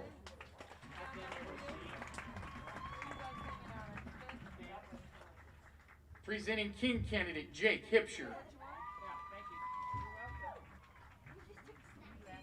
Jake is escorted by his mother Dana and his father Daryl. Jake participates in Eagle Media Productions, is editor of The Talent, on yearbook staff, National Honor Society Executive Board, student government, and the Cappies team. He plans after high school to attend the University of Missouri to study journalism. His favorite memory from high school is having the opportunity to travel to Washington, D.C. for a journalism convention. Ladies and gentlemen, King candidate Jake Hipsher.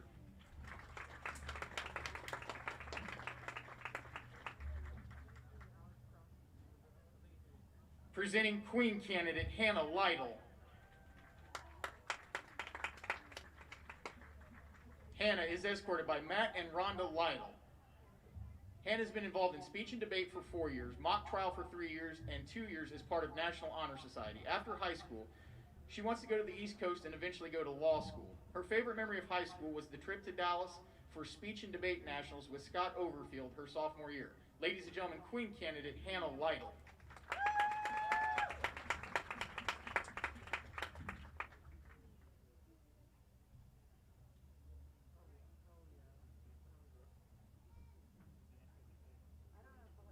Returning to crown this year's winners, please welcome home to the Valley of the Grain, Grain Valley High School alum and homecoming 2019 King and Queen, Mr. Joe Pittman and Miss Ryan Deaton.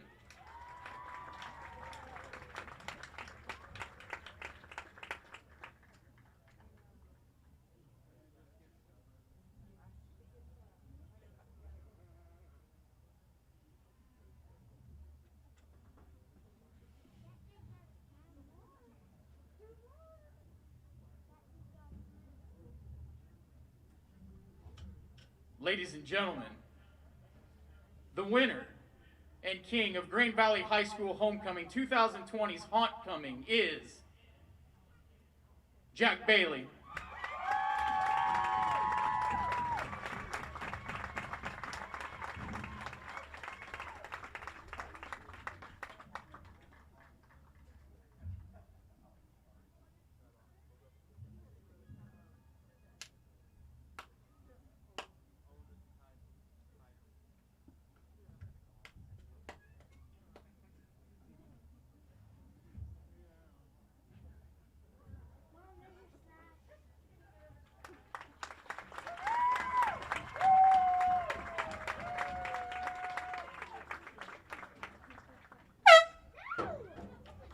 Ladies and gentlemen, the winner and queen of Grain Valley High School's Homecoming 2020 Homecoming is Abby Castle.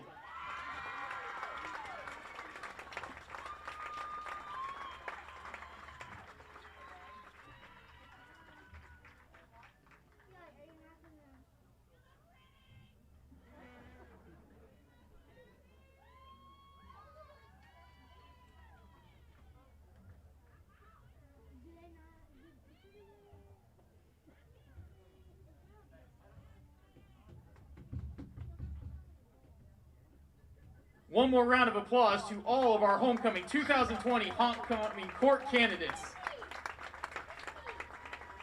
Congratulations to Prince Jack Temples, Princess Chelsea Gordon, King Jack Bailey, and Queen Abby Castle.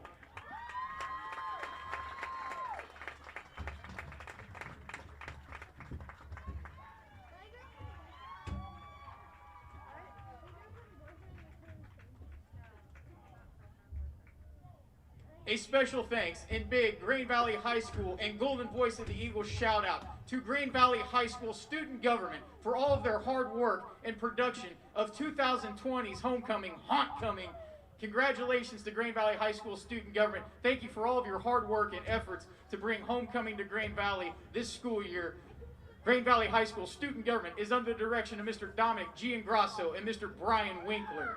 Halftime of Homecoming 2020 Homecoming continues.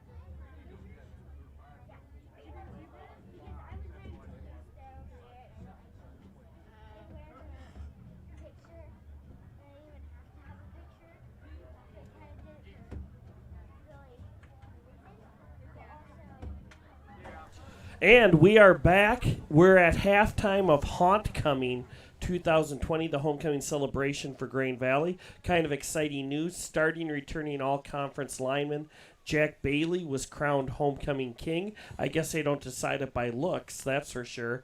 And the homecoming queen was a beautiful Abby Castle. Congratulations to them and the entire homecoming court. We have a 25-14 ball game. Eagles are up over Chrisman. They will receive the second half kickoff. Impressive start for Chrisman, wasn't it? Yeah, and credit to the Eagles for turning that around, because Chrisman started with a 7 and then eventually an 8-point lead, and then the Eagles reeled off 19 unanswered. Weren't able to extend that lead when they had a chance, thanks in part to Mitchell Corey flipping the field with probably the best punt we've seen of the night out of several. But now the Eagles get the ball to start this third quarter, and that's a chance for essentially what could be, hopefully, a put-away drive. And we'll see what happens there. We've got some other scores from around the area that are important to us. Here's one that'll shock you a little bit. Truman, who William Chrisman beat 21-10 earlier, is leading undefeated Belton 14-12 at the half. Kind of a shocker there. Score we had earlier in this game, and it is pretty surprising. Belton, of course, I think the only other undefeated team in this conference. So yeah, Summit Christian Academy 14-0 over Van Horn at the half. Other interesting ones, Rockhurst is leading 37-14 over St. James Academy at the half. That's on the Kansas side. St. Michael's is over Southeast at the half, 26-12. Raytown, another conference opponent, leading Lee Summit High School, who's in the Suburban Blue, the conference above. 17-14, Raytown's leading Lee Summit at the half. Winnetonka and Platte County, two highly ranked teams. Platte County's leading 17-13 at the half. I thought they'd actually maybe win that by more, but it's a close ball game, 17-13 right now. Park Hill is leading highly ranked Liberty. I believe they're number 2 ranked in the state. In 6A, Park Hill's leading them 21-17 at the half. Staley over Oak Park at the half, 24-0. North Kansas City over Park Hill South, 14-0 at the start of the second quarter.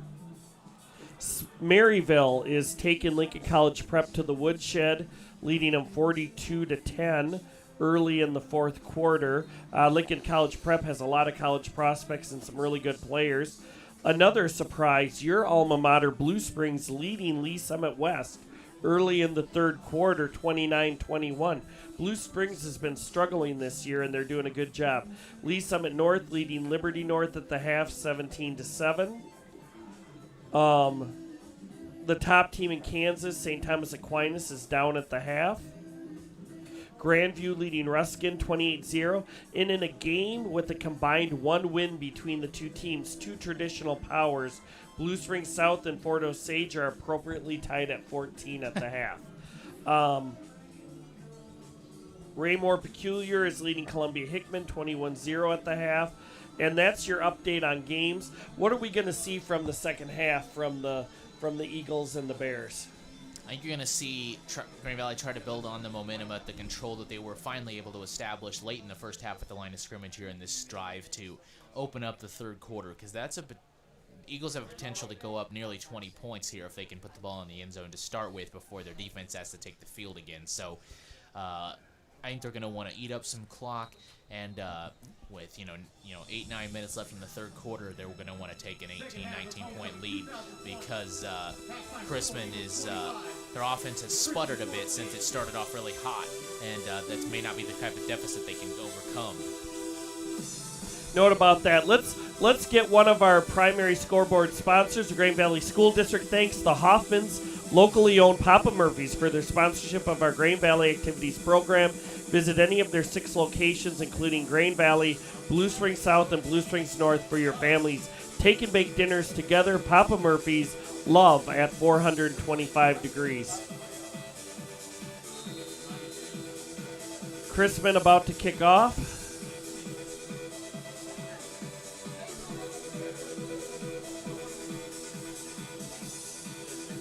I believe we said the kicker and punter was Mitchell Corey, number 14, also a sophomore. Runs onto the field to do his kickoff. His kickoffs have been generally going about 50 yards to the 10-yard line. Let's see what happens here. And there are whistles blowing. It's a penalty on the offense. I think they didn't get cleared to kick the ball, so I think they call that a delay of game. He kind of ran onto the field and just kicked it. It was a beautiful kick, but they call it as a delay of game because he kind of interrupted the play by kicking it before they were ready. So let's see the penalty there. They're running the football back to the kicker, and he'll now kick off from the 35-yard line.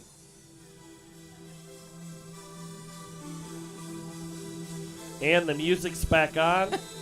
I feel like I'm at a rave. I've never been to a rave.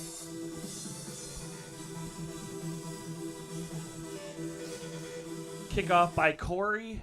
It's a low line drive. Fielded at the, bobbled a little bit. Finally picks it up at the 20. And he'll be stopped for no gain on that kick return. Great coverage by number 23, I believe. That would be Joseph Cole, another sophomore. And the Eagles take over, and not typically good field position for them on their own 20-yard line. And they're really lucky that they had to get backed up and that they didn't get the best kickoff there, because if he'd managed to kick that down inside the 10 the way he has been and they bobbled it there, they'd be in deep trouble. But yes, they would. So Keller leads out the team. He's got a single back and wide. I think they're going to try to establish the run to start the second half. I agree. Facing a four-man front. Wyatt right up the middle, and guess what Wyatt does? Oh, my gosh, Wyatt breaks free.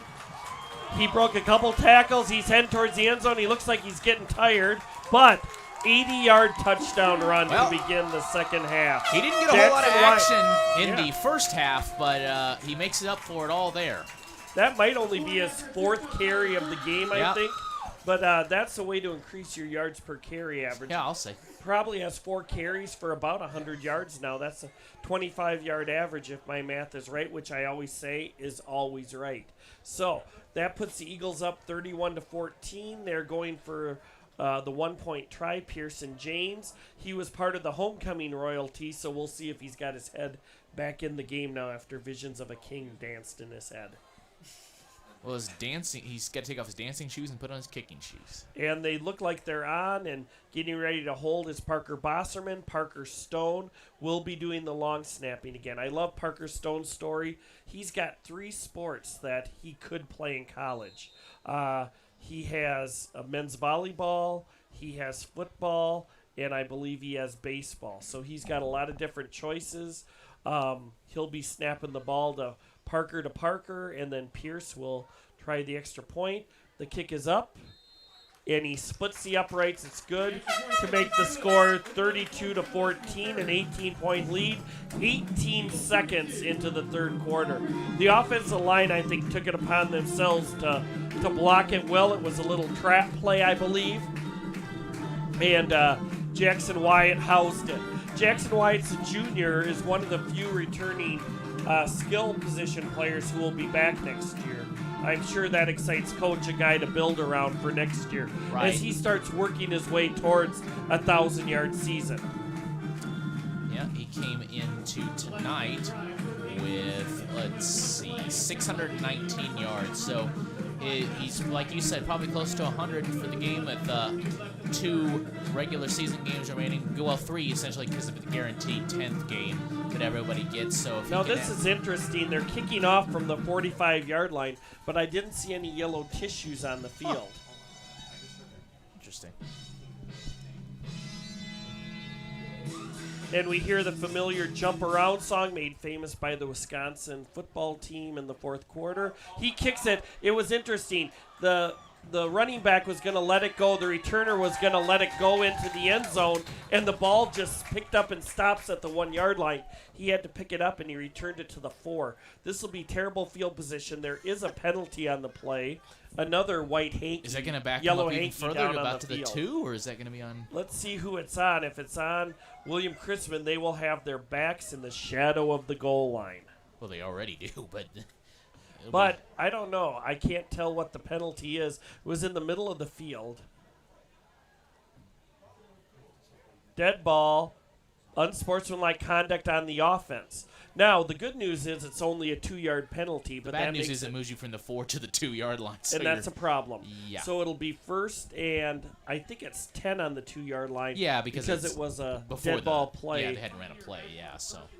Our chain gang, who we appreciate, their volunteers, I'm not sure if they knew that, but I think the officials are getting them in the proper place.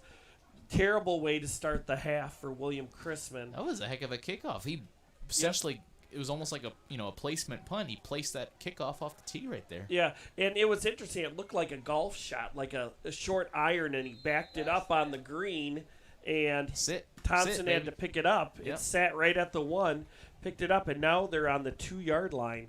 And when you have Quincy, Donovan, Josh McCoy, Sawyer Ferris on the defensive line, you got to be careful for some penetration. If I were them, I'd do one of those and you quick can't get a penalty here either. A holding penalty in the end zone also results in a safety. Would be a safety. So and Hurl of course, is any back. kind of turnover He here is probably throws gonna be out a quick touchdown. pass, just like I said, out 2. And there is no gain. There might have been a fumble. They're calling it down. The Eagles recovered the ball, but it was a quick pass out, and it was loss of another yard. Chrisman went with the quick pass, so they didn't have to run in the interior. This is just about the worst position you can be in football on offense, backed up inside your own. The 5 is bad enough, but inside the 2 or 3 yard line, because a botch play on offense is a safety and a turnover is a touchdown. You really can't do anything here. And it's 2nd down and 10 now. Chrisman huddles up. Let's see what they got here. They threw a quick pass out in the flat, and he barely got out of the end zone. The ball came loose, but it was after he was already whistled down. Run up the middle to Thompson and does a great job. 13-yard gain and gets him a very important first down. Yeah, Thompson went right up the middle that time, and the Eagles are having a difficult time with Thompson. He must have had over 100 yards rushing in the first half. Well, and you knew the offensive line was going to bear down there because they can't afford to get stuff down there. Now they've got room. So it's 1st and 10 on their own 14-yard line. They get themselves some breathing room. Very important time. Gives the punters some room if they do get to a 4th down. 1st and 10 for the junior Hurl. That's going to be the wide receiver. Got a little jump on the play, and it's a false start on the offense. 5-yard penalty. It'll move them back to the 9-yard line, 1st down and 15. I would use a heavy dose of Cameron Thompson right now. I know that. Yep. Been about the only thing working for them on this drive. They can't get out of their own way here. So we've seen so much yellow tissue on here, I feel like I'm at a funeral. So now we have a 1st down and 15 for William Chrisman. Snap to Hurl. He gets it to Thompson, runs around end, but not on this carry. Gains maybe a yard on the play. Brought down by the Eagles. 2nd down and 14 yards to go, which we've learned can be converted by Thompson. Yeah, it was earlier. Yep. So 2nd down, 14 yards to go. That was 3rd down, wasn't it? It was 3rd and 15. Yeah, a couple times they've converted on 3rd and 15s just running the ball with Thompson. Thompson is in the backfield, single back. They've got a tight end and 3 receivers. It's Thompson around the other side, and they were keen on him that play. No gain again on the play, and it's 3rd down and 14. There's not such a position as the defensive ends coach, but the defensive line coach got That would be in, Coach Stone. and he got into the defensive ends ears. You know that in halftime, and you can already see the results. Them and the linebackers needed to contain, and they've done a much better job of that this half. So edge. 3rd down and 14. You put the ball in the air? Well, and the thing is, they have had some success when they've done it. They had the touchdown play, and they've obviously ran some successful screens.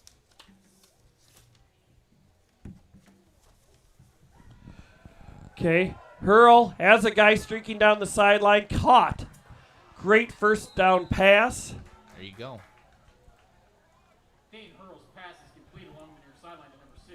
That was Hurl completing it to the aforementioned senior, Damari Franklin. He's That's their a big first play down. receiver.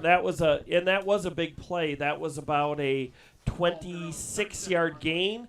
And another long third down conversion by Hurl. Great job there. 1st and 10 for William Chrisman at their own 37-yard line. Well, averages 25 yards per play, so right in line with what he does. Hurl keeps it himself, gains maybe, I'll give him 2 yards. 2nd and 8 on the 39-yard line. Couple subs come into the game for the Eagles. Donovan McNabb, one of the few two-way players for the Eagle. Donovan McBride, one of the two-way players for the Eagles, gets a little break. Have you been watching old Philadelphia I've been Eagles watching highlights? the NFL Network way too much. So it is 2nd down and 8. That's a reverse to Felix, and he gets around the corner, probably about 2 yards short of the first down there. Nice run up the field, got about 6.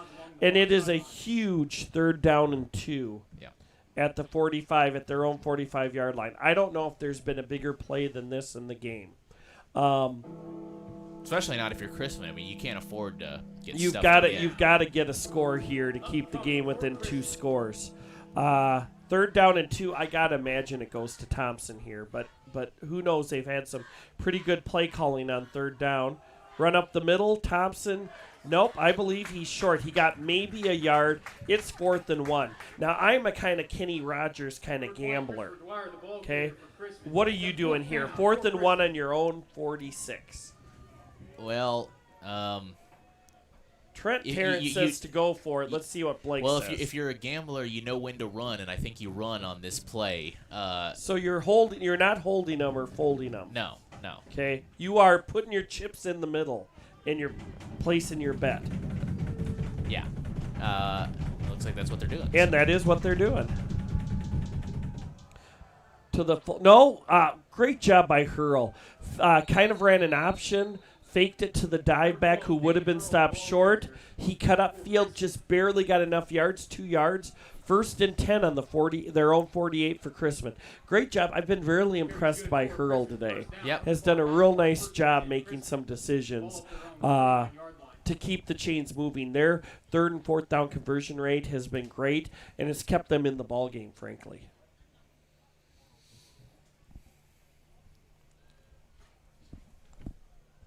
First and 10 for William Chrisman at their own 49-yard line.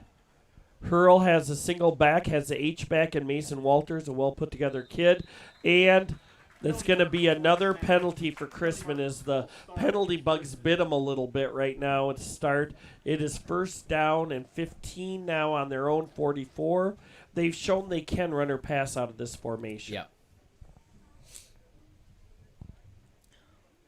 That's the other reason. I feel like I don't know how well people can hear it. Hopefully not as well as I can through my own microphone. But I need this football weather to kick in, and we need a couple of frosts because this ragweed's driving me insane. I don't know if you have that same issue, but I know not of what you're talking about. Allergies I'm impervious to.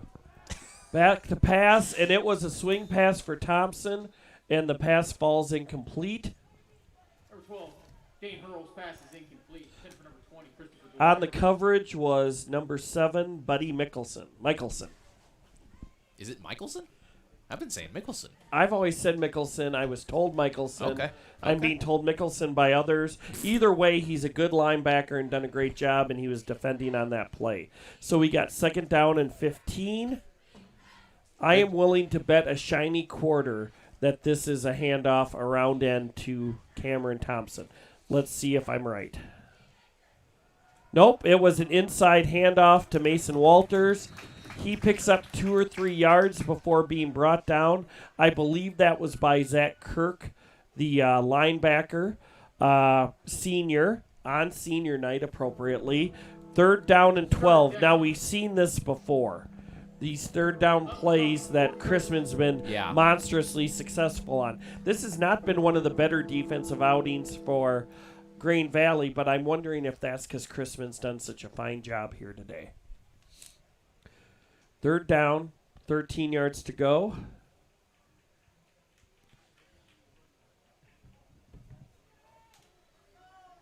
Hurl in the shotgun. Fakes it up the middle, throws it deep, and tipped away at the last minute there. That was a great play. Let's see if we can get a number on it. Number 2, Trent Knox on the play. Played it well, stuck a big mid out, knocked the ball away. That was a pass breakup. 4th down and 12. I don't know if they're going for it here. I think they're bringing on their punter. Sticks, yeah. Mitchell Corey's a weapon back there for the for field position, and they've kind of turned the field around field position-wise. And so from their own 46 back to punt, you've got Hart and Pouncil deep again.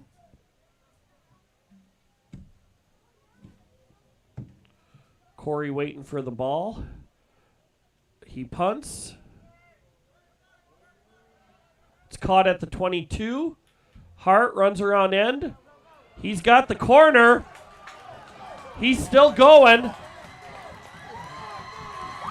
This could be a 78-yard punt return for the young sophomore. And that is a touchdown for the Eagles. 78-yard return. There is an Eagle down on the field. But Hart took it on the left side, danced around a little, and then just outran people to the sidelines. He's also a track runner.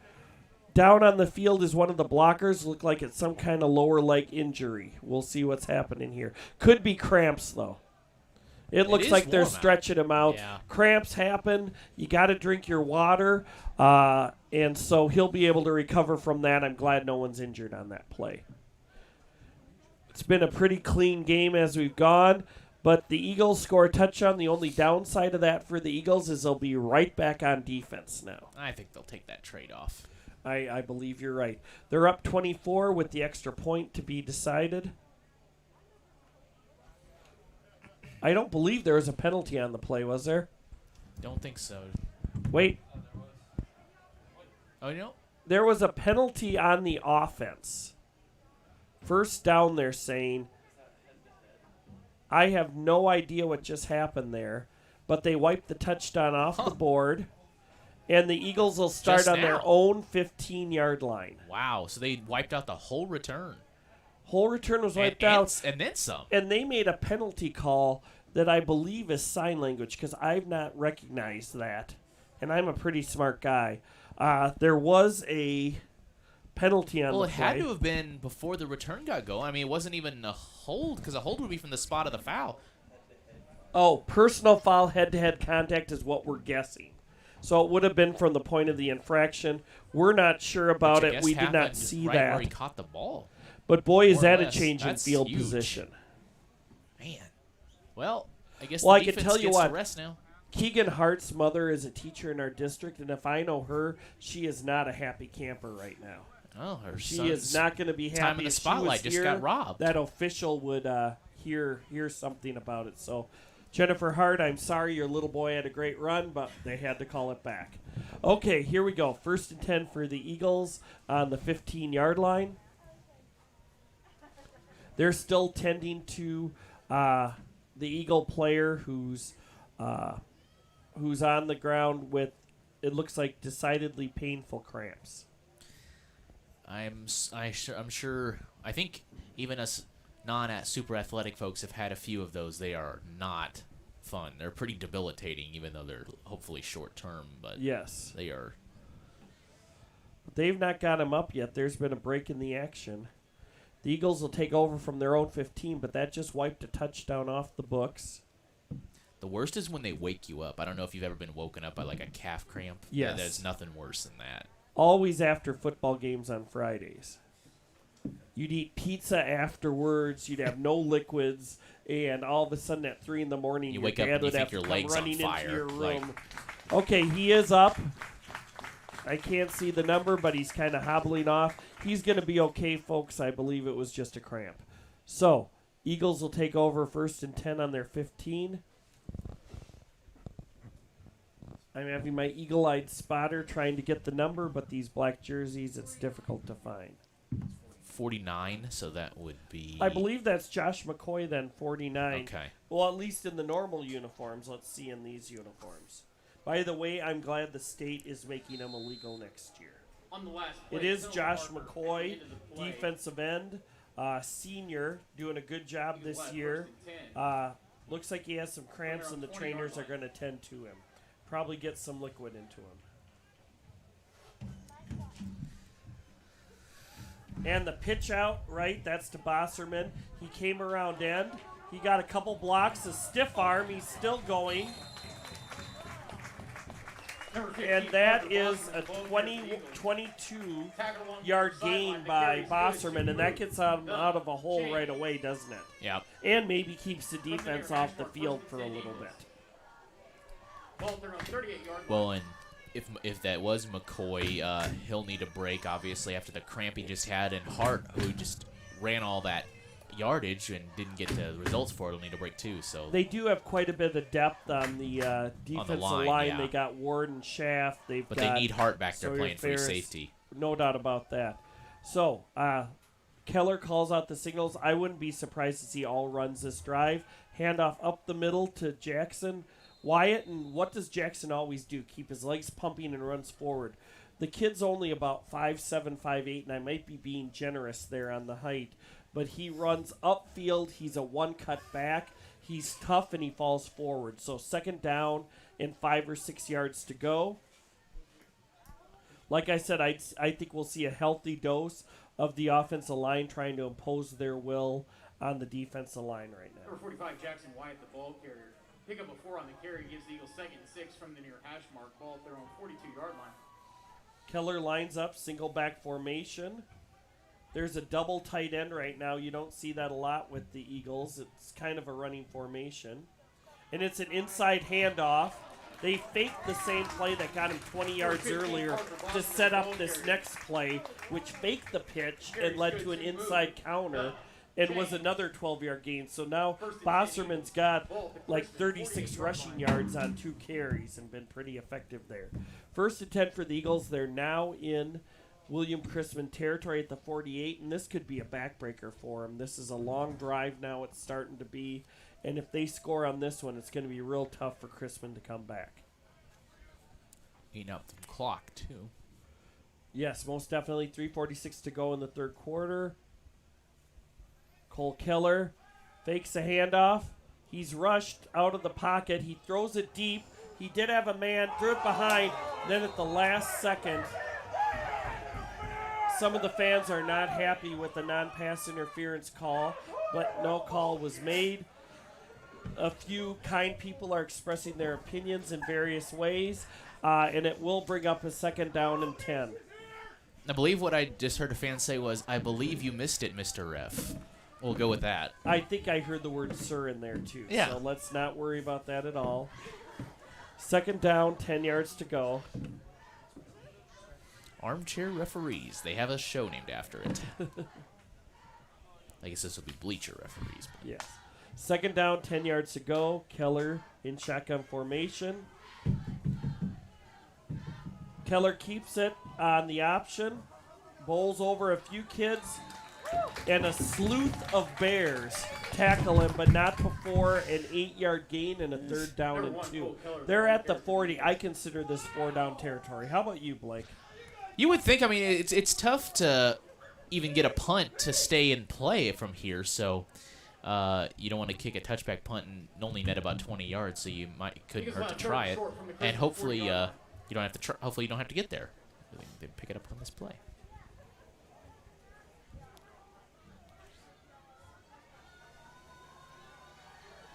Okay, third down and 2. 40-yard line of William Chrisman.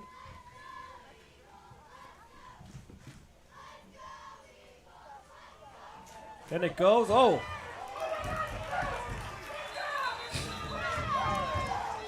That was a carry up the middle. There are flags on the play. I believe those are face mask penalties. 3 flags came out on the play. A lot of guys saw it. Personal foul, face mask, defense. And that's a first down for the Eagles. Penalty results. I believe that would have been a first down anyway, but First down. Yeah, he was heading towards that way, but that makes it a no down for Certain, yeah. sure. First down for the Eagles on the 29-yard line. After the penalty, the Eagles will have from the near hash mark 1st and 10. Ball at the Chrisman 24-yard line. 24-yard line, first down and 10.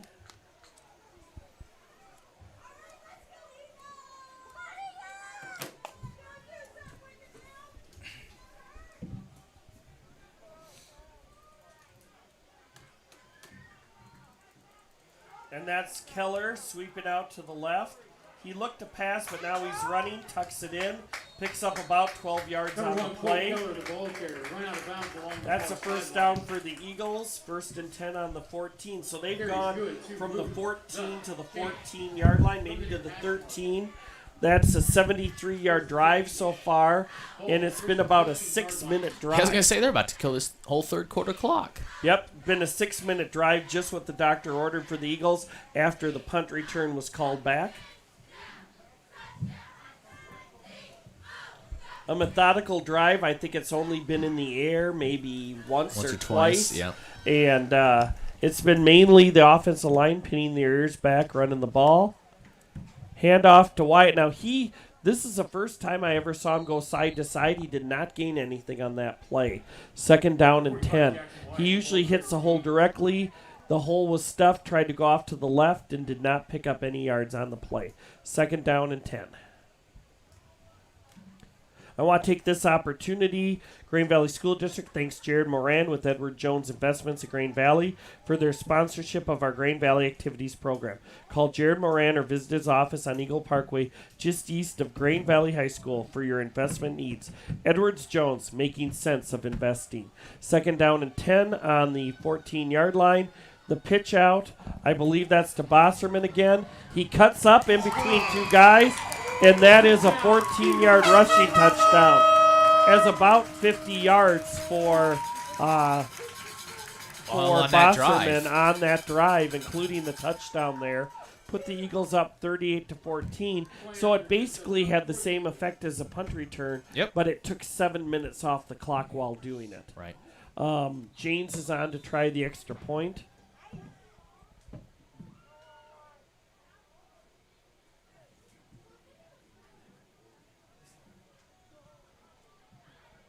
The kick is up and good. Make the score 39-14 for the Eagles. And they'll be kicking off with 1:20 to go in the third quarter.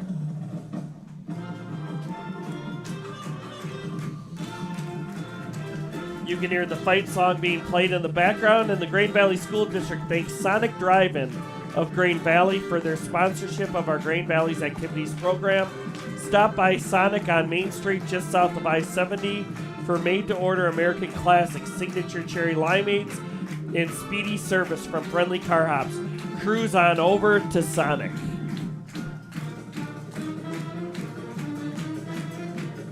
I would not turn down a Sonic Blast right now, for the record. I would gladly pump them up for a free cheeseburger right now. I might stop there after the game, actually. But I'm not buying for you, Blake. I'm sure you got more money than me. Aren't you getting a pool at your house? Okay. Kickoff deep by Schmidt to about the 6-yard line. Thompson recovers this one. Gets about 16 yards. They'll start on their own 23-yard line. And guess what? There are 2 flags that come flying in. It's another post-play foul. I'm guessing I saw a late hit probably by Chrisman. It's probably going to be an unsportsmanlike conduct or unnecessary. I guess they just like playing offensive football inside their own 10-yard line. They're going to be pushed back probably inside their own 15 here. Let's take a look at the call. Dead ball, personal foul, offense. On the return team, it'll be half the distance to the goal. They'll start on the 11.5-yard line. So you're correct. They are not making it easy on themselves. And they showed a lot of promise early in the game, had a great running attack, great third down conversions from the quarterback hurl. They're going to have most of their kids back next year. They're going to have a tough time coming back and making it competitive in this game. Yeah, and that's what you learn as you've got guys who play a lot as sophomores and juniors is you learn how to make those halftime adjustments, because you can see the Eagles clearly the more experienced veteran team, because once they came out of the locker room, the Eagles flipped the script. Most definitely. Handoff to Thompson around the side, and they're keen on Thompson. Maybe gets back to the line of scrimmage there. Nice tackle on the play by the Eagles. I would give you the number, but I obviously can't see their jersey numbers. So hopefully you at home saw who made that nice tackle. He's having a hard time getting around end right now. They seem to have made the adjustments. Right. Pete Carpino and the Black Shirts, as they call their defensive unit, has done a nice job in the second half kind of figuring out. Well, that's everybody tonight. Yeah. Yeah, I guess The they Black all are the Shirts. Black Shirts tonight. Yeah.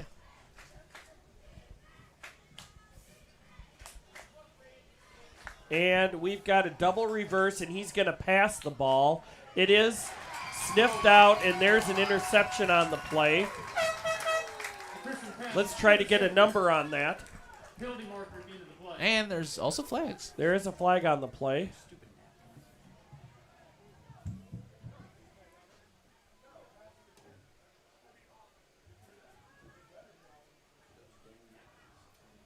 I'm not sure what it is.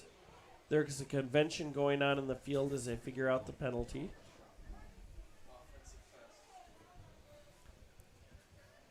Looks like it might be. It was a Chrisman. double reverse face mask after the interception. So the Eagles Yeah. will take over. Let's see if we can figure out who got that interception. But it was a double reverse. They've run that play 3 times this year. That's where Saran Felix has gotten those passes. So he's done this a couple times before. They set it up with the double reverse ahead of time. And now it was not successful. That's scouting right there where the coaches say, hey, they're running double reverse. Watch out for the, watch out for the pass. We think it was number 7. That was Buddy Michelson on the interception. He sniffed out the double reverse pass, got an interception, was face mask, and the Eagles have it on the Chrisman 19. They immediately throw a pass into the end zone. It is caught. What a great throw, great catch. Parker Bosserman finds the end zone within 1 minute. Yeah, twice in a minute. Twice How in a about minute. that? That was a touchdown. It was lofted up there by Keller. I believe his 9th touchdown pass of the year to 2 interceptions. It was 19 yards the first play after the interception. It is now 45-14. And we're still in the third quarter with 20 seconds remaining. One more score should lead to a Running clock. But we'll see how Chrisman answers. The extra point is up. And good. It is now 46-14 at the end of the near the end of the third quarter. 46-14, as I believe we have 21 unanswered points in the second half so far. By the Eagles. At one point, if you remember, it was actually 14-6. So that would actually be 39 all told 40 unanswered now, points. with 40, the right? Yeah. Yep. My bad. So You're apparently a lot better at math than I am. So. I've been telling you that over and over. But I mean, I was a journalism major. I didn't that's major a good in. point. Yeah. The Grain Valley School District thanks Nick Mortallero with State Farm Insurance in Grain Valley for their sponsorship of our Grain Valley Activities program. Call Nick Mortallero or visit his office on Eagle Parkway, just east of Grain Valley High School for your auto, home, property, life, and other insurance needs. State Farm. Live life confidently. Ready to kick off again. I think Austin Schmidt's leg's getting tired here on the kickoffs. Maybe he can pull off another 7-iron here on his.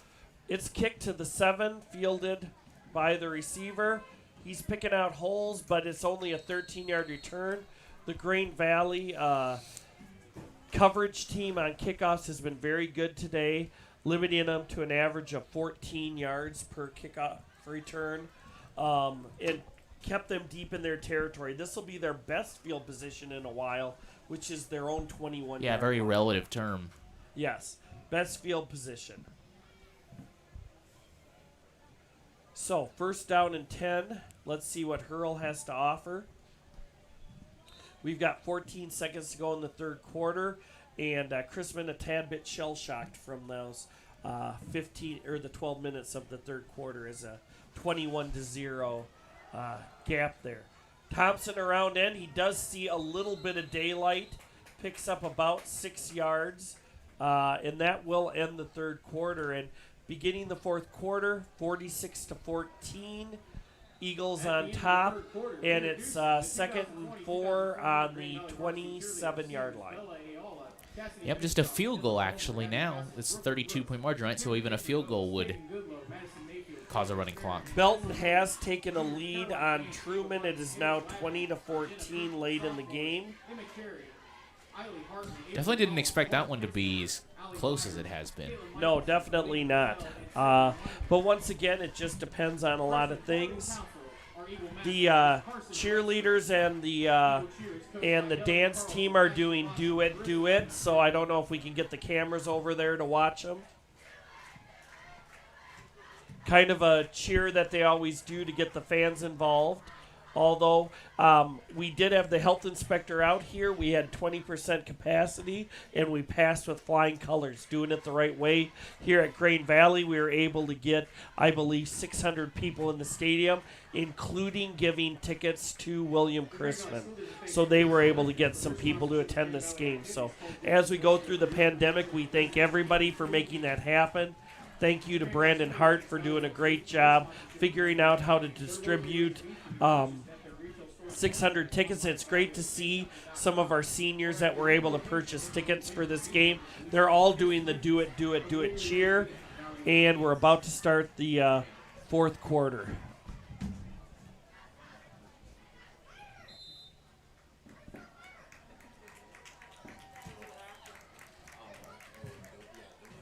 Hurl back to pass. A quick out to the receiver. It was right there in the receiver's hands. He was not able to come up with it. They were a little off on the timing. Makes it 3rd down and 4 yards to go. And if Chrisman's going to mount any kind of opposition, they're going to have to convert this 3rd down. Right. 3rd down. Upcoming for Chrisman. They huddle up. Grain Valley School District thanks Jake's Industrial for their sponsorship of our Grain Valley Activities Program. Call Jake's Industrial for your commercial or residential heating and cooling needs. So now I don't know whether I have heating or cooling needs. It's been warm this week. It was cold the week before. I don't know what to go to. That is a run, and it looks like he got 4 yards, and they are signaling 1st down. Great, another 3rd down conversion for William Chrisman, and they keep fighting. They got 1st and 10 on their own 31-yard line. They've actually been pretty effective on 3rd down in general. But yes, they have. So they have 1st and 10 on their own 31. Hurl takes them to the line.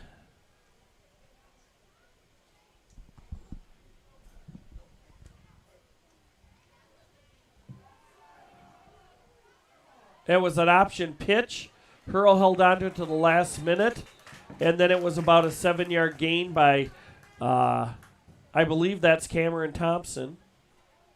2nd down and 4. Hurl kept it, knew he was going to get hit, but held it to the last moment so his running back could get a few extra yards, made the defensive end commit to him. Great play by Hurl there. That goes unsaid. It doesn't go on his stats, but it was completely necessary to have a successful play there. Something out of nothing, right? Exactly. So we got a 2nd down and 4. Goes up the middle. Thompson doesn't get started. Brought down on the play by, okay, it was a tackle for loss. I think that might have been, I'm looking, number 50. Number 52, let's see who that was on the stop.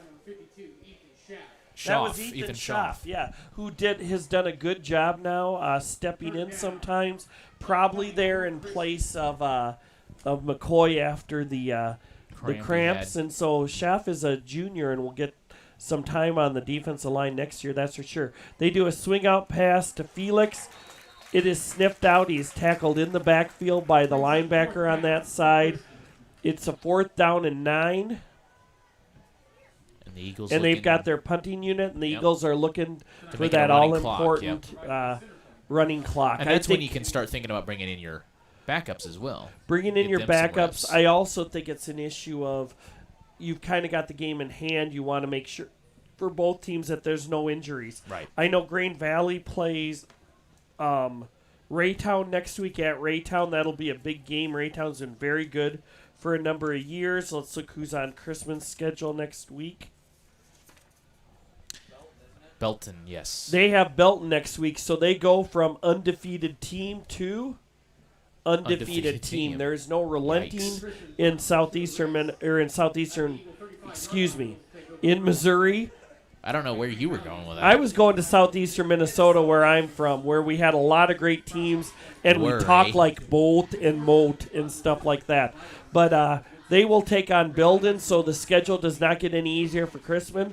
But there's a lot of things they can take away, especially in the first half, of some really good football. They're just really young. Penalties got to them later. So let's see how the rest of the game plays out. There's about 10 minutes, near 9:17 to go. The Eagles have it on their own 35-yard line, and we'll see what happens here. Once again, I think there'll be a lot of plays on the ground here. It looks like maybe Tatenda Pumuri, a senior, in the backfield for the Eagles. It's handed off on the wing to Bosserman again.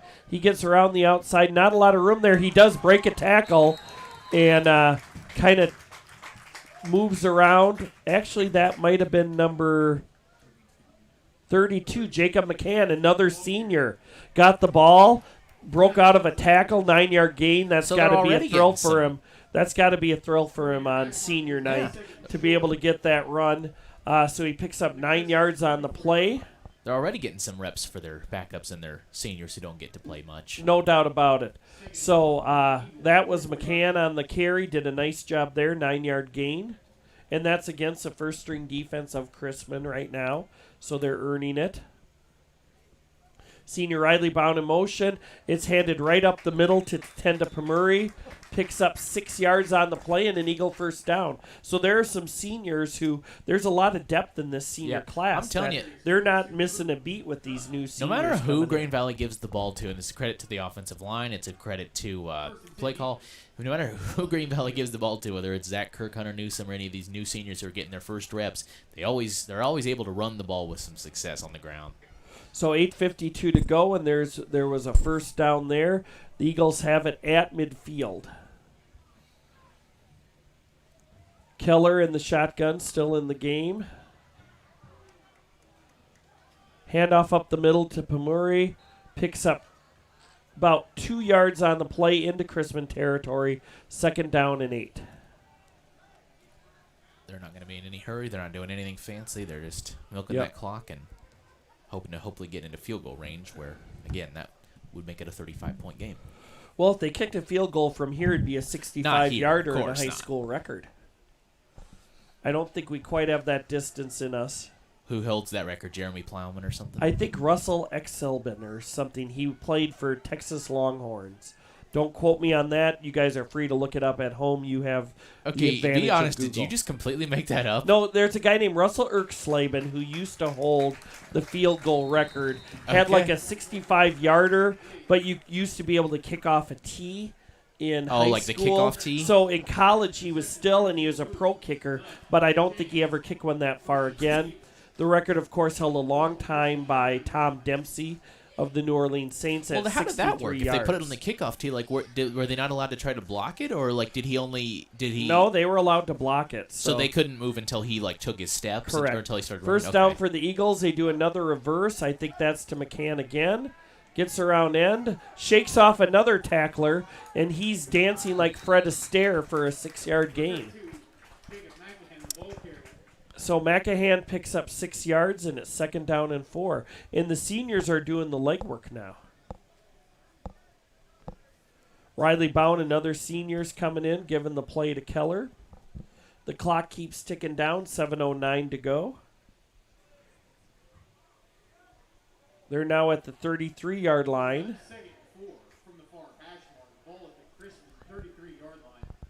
Chrisman's defense looks really tired. They've been out there a lot this half. Yeah, they really have. and a lot of that because of this field position that Chrisman's gotten themselves into. Right. Yes. Keller surveys the defense. We got double tight ends, only one receiver out. Drops back to pass. Riley Bound, senior's there. Cole Keller drops it right into his breadbasket, and that's a touchdown pass. Another senior on senior night getting a big play. That was a 35-yard touchdown pass. I believe the third touchdown pass by Keller. Yeah, So Keller's he made might a couple have of three rushing, three passing today. Yeah. He's made a couple of nice touch passes into the end zone today. And that's 25 over total touchdowns on the year in 7 games. And I bet that's the last we see of Keller today. Right. Extra point is on. I believe that was Schmidt kicking, but it could be Janes. But the extra point either way is good.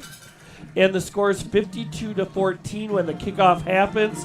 With the 38-point spread, it will be a running clock. So that last 6:35 could be later. It looks like the Eagles are starting to get in some other kids on offense and defense. I'm thankful for my camera people. My technical sound crew has done a great job today. They're getting a little tired, but they're still dancing to the school fight song. It's great to see, and it's great that we have Eagle Media run by Miss Marcy McElwain, who does just a great job trying to elevate this program so kids get some real-life experience. So thank you to her.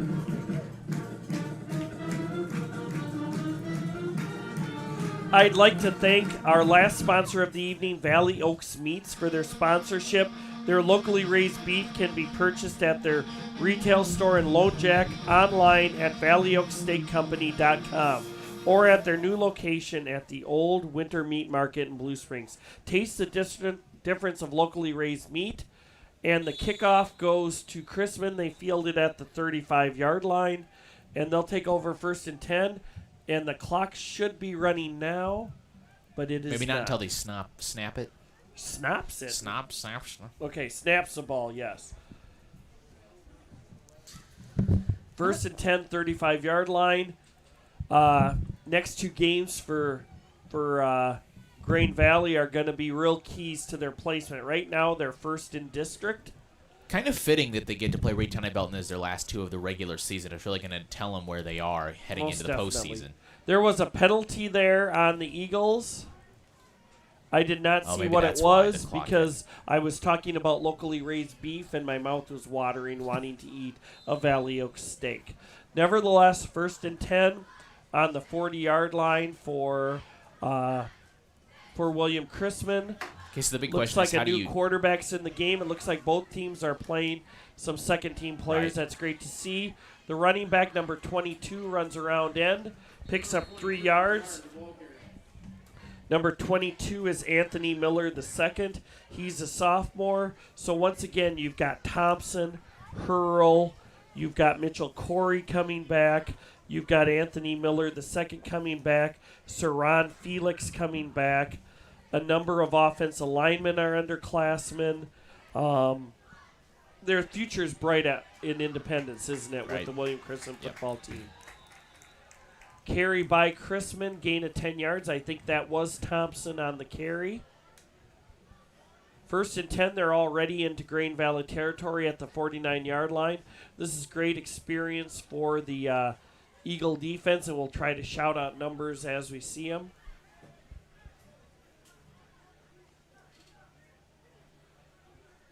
First and 10, handoff to Mueller. He runs up, and he's got a lane. He might take it to the house here. He needs one guy blocking downfield, does a great job. There is a flag on the play, though, on that last thing, so it looks like that touchdown will be called back. There was a penalty for a block in the back on the 7-yard line.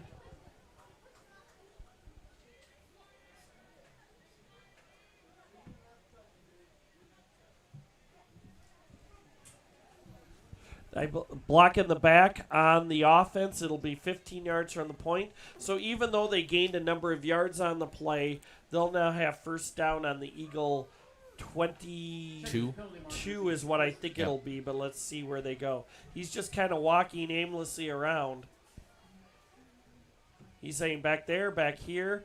Looks like they have it on the 17-yard line, so apparently it's just a 10-yard penalty. Right. And 1st and 10 for Chrisman. They got 5:18 to go, and they stopped the clock again. Now they're running it. I'm a little confused on what's happening. There's been a couple penalties, so maybe that stops the clock. But I don't know. I don't know. I'm not sure on that, but it's 1st and 10 at the 18-yard line. Handoff right up the middle. Tackled at the 10-yard line by the Eagles. Number 22, Anthony Miller. That was Anthony Miller again.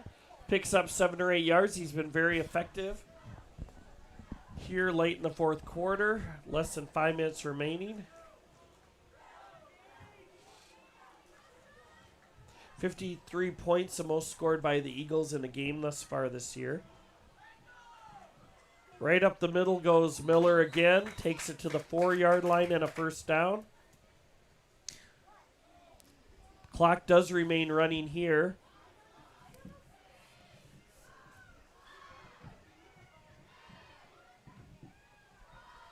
And I can hear the student section doing a cheer. It's a first for the year. And that's the quarterback keeping. I think that's still Hurl.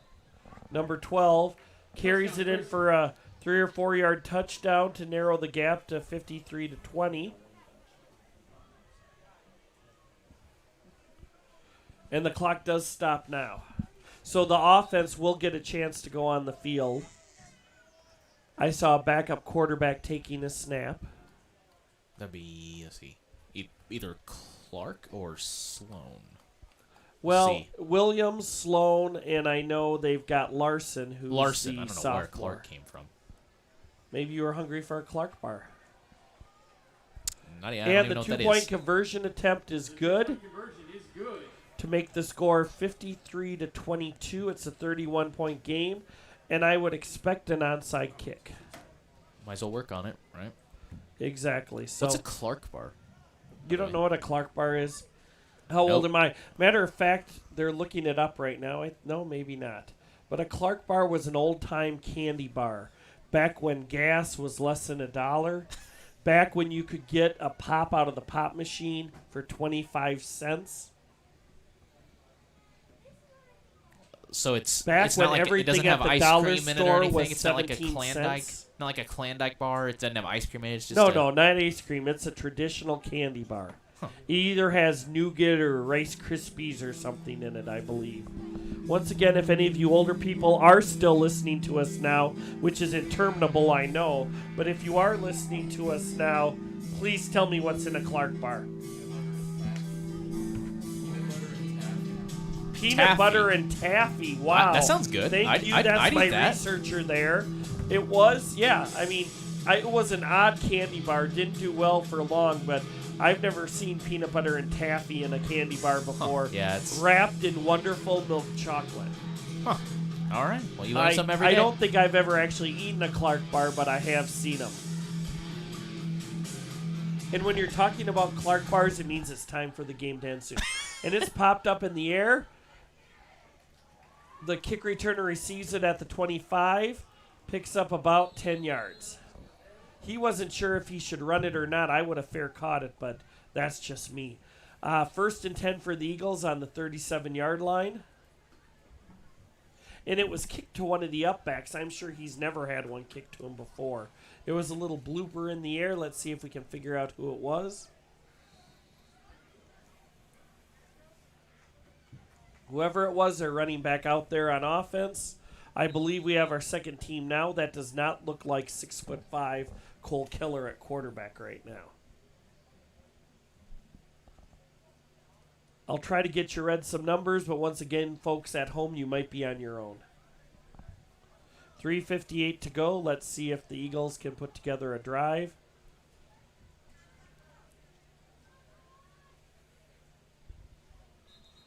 Ooh. Not a lot of cohesion there. Everybody took off on a different snap count. There were some that left early, some that left on time, and some that left late. That's got to be Coach Grillo and Coach Tarrants' coaching there. 1st down and 15. We'll see what happens now. Reminds me of a time when a college referee called, because essentially everyone took off, but the center didn't snap the ball. So the college referee said, "False start, everyone but the center." Well, that's what that kind of looked like there. So quarterback barking out signals. Handoff right up the middle. And an unnamed running back runs the ball for 2 yards on the play. We're going to try to get numbers for you of either the quarterback or running backs. See, this is high-quality broadcasting right here. It's really not our fault. We have band uniforms that they're wearing for the second to last time. I think Coach Alley thinks they're good luck, and he's going to wear them till it's illegal to wear them, which, thank God, is very soon. 8. Number 8 was on the carry there, or the quarterback's number 8. Oh.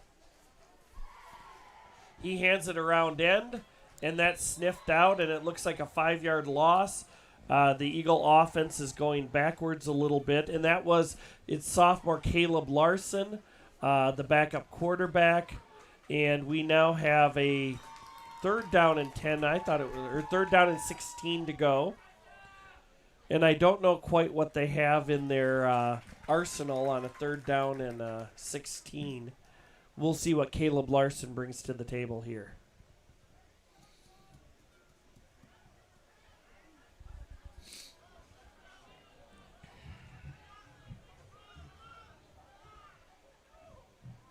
Larson barking out the signals. 2 seconds till the clock runs out, and it'll be delay a game. So once again, they look like they're on roller skates running backwards. It'll be a 3rd down and 21 now. I don't know if that changes the play call at all. My 3rd and 16 play is usually my 3rd and 21 play. What a draw. Hey, there's nothing wrong with that. I do the quick kick. I would have the quarterback drop back a little farther, get the ball, and do a quick kick there. So looks like some of the folks are getting ready to leave, get to the parking lot. Maybe get some Sonic or McDonald's, it looks like. Or Papa Murphy's. All three of those are our sponsors. Larson on the run, and there's nowhere to go. Loses another yard, and we've got a 4th down with 2:20 to go. Or a steak. That's the other food sponsor. Can't leave that. Oh, Valley Oaks, yes. And we got a penalty on the play. Once again, after the play, I've seen many post plays, dead ball, yeah, there's been quite a few unsportsmanlike conduct on the defense. I think that could be an automatic. Well, maybe not. No, it would be an automatic. It's 4th down in a country mile. Yeah, but it's an automatic first down. No, they say it's still 4th down. He held up the fist, so he was either doing some kind of protest salute or it is still 4th down. Hold on a minute. I thought those were automatic first downs. I thought so too, and both of us thought wrong. Now, instead of 4th and 21, it becomes 4th and 6. Much more manageable. So that was the most effective play so far for the offense. But once again, good situation. They are going to punt now on 4th down and 16. Nice high hanging punt. It's caught, and he did not fair catch, but they're going to call. He kind of fell back on his butt, and the offensive players fell over him. So, or the defensive players fell over him. I'm not sure quite what happened there. They're discussing it. I don't think there was a fair catch, so I don't know if he's fair game or not. This has not been graceful football the last few minutes. Not necessarily. And there'll be one more possession probably for William Chrisman. Make the score a little more respectable. It's 53-32 right now. And the officials are talking. There was no fair catch signal, so I'm interested to see what they call here.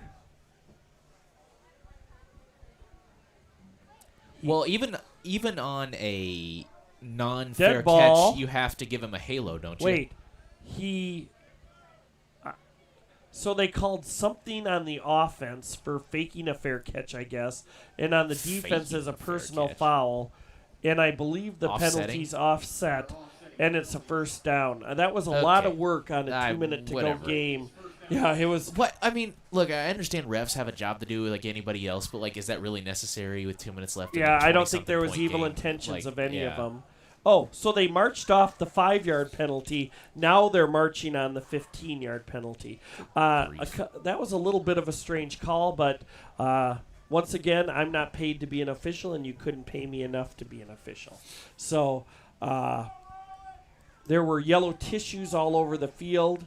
I felt like it was dirty laundry back from my college days all over my dorm room. That's what it looked like out there. So, first down and 10, so they're going to start from the 38-yard line now. And let's see if the second-team defense can make a play.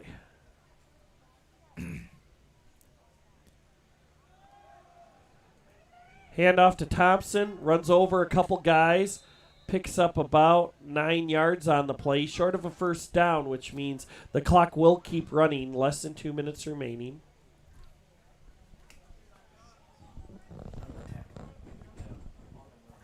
The run was by number 6. Well, I might have the wrong numbers here. Anyway. Damari Franklin, it Franklin? says. Okay, that so is that what was it. Oh, yeah, that's what I Franklin got. on the carry, I guess. Second down and 1 yard to go. Back to pass is Hurl. They're still advancing down the field.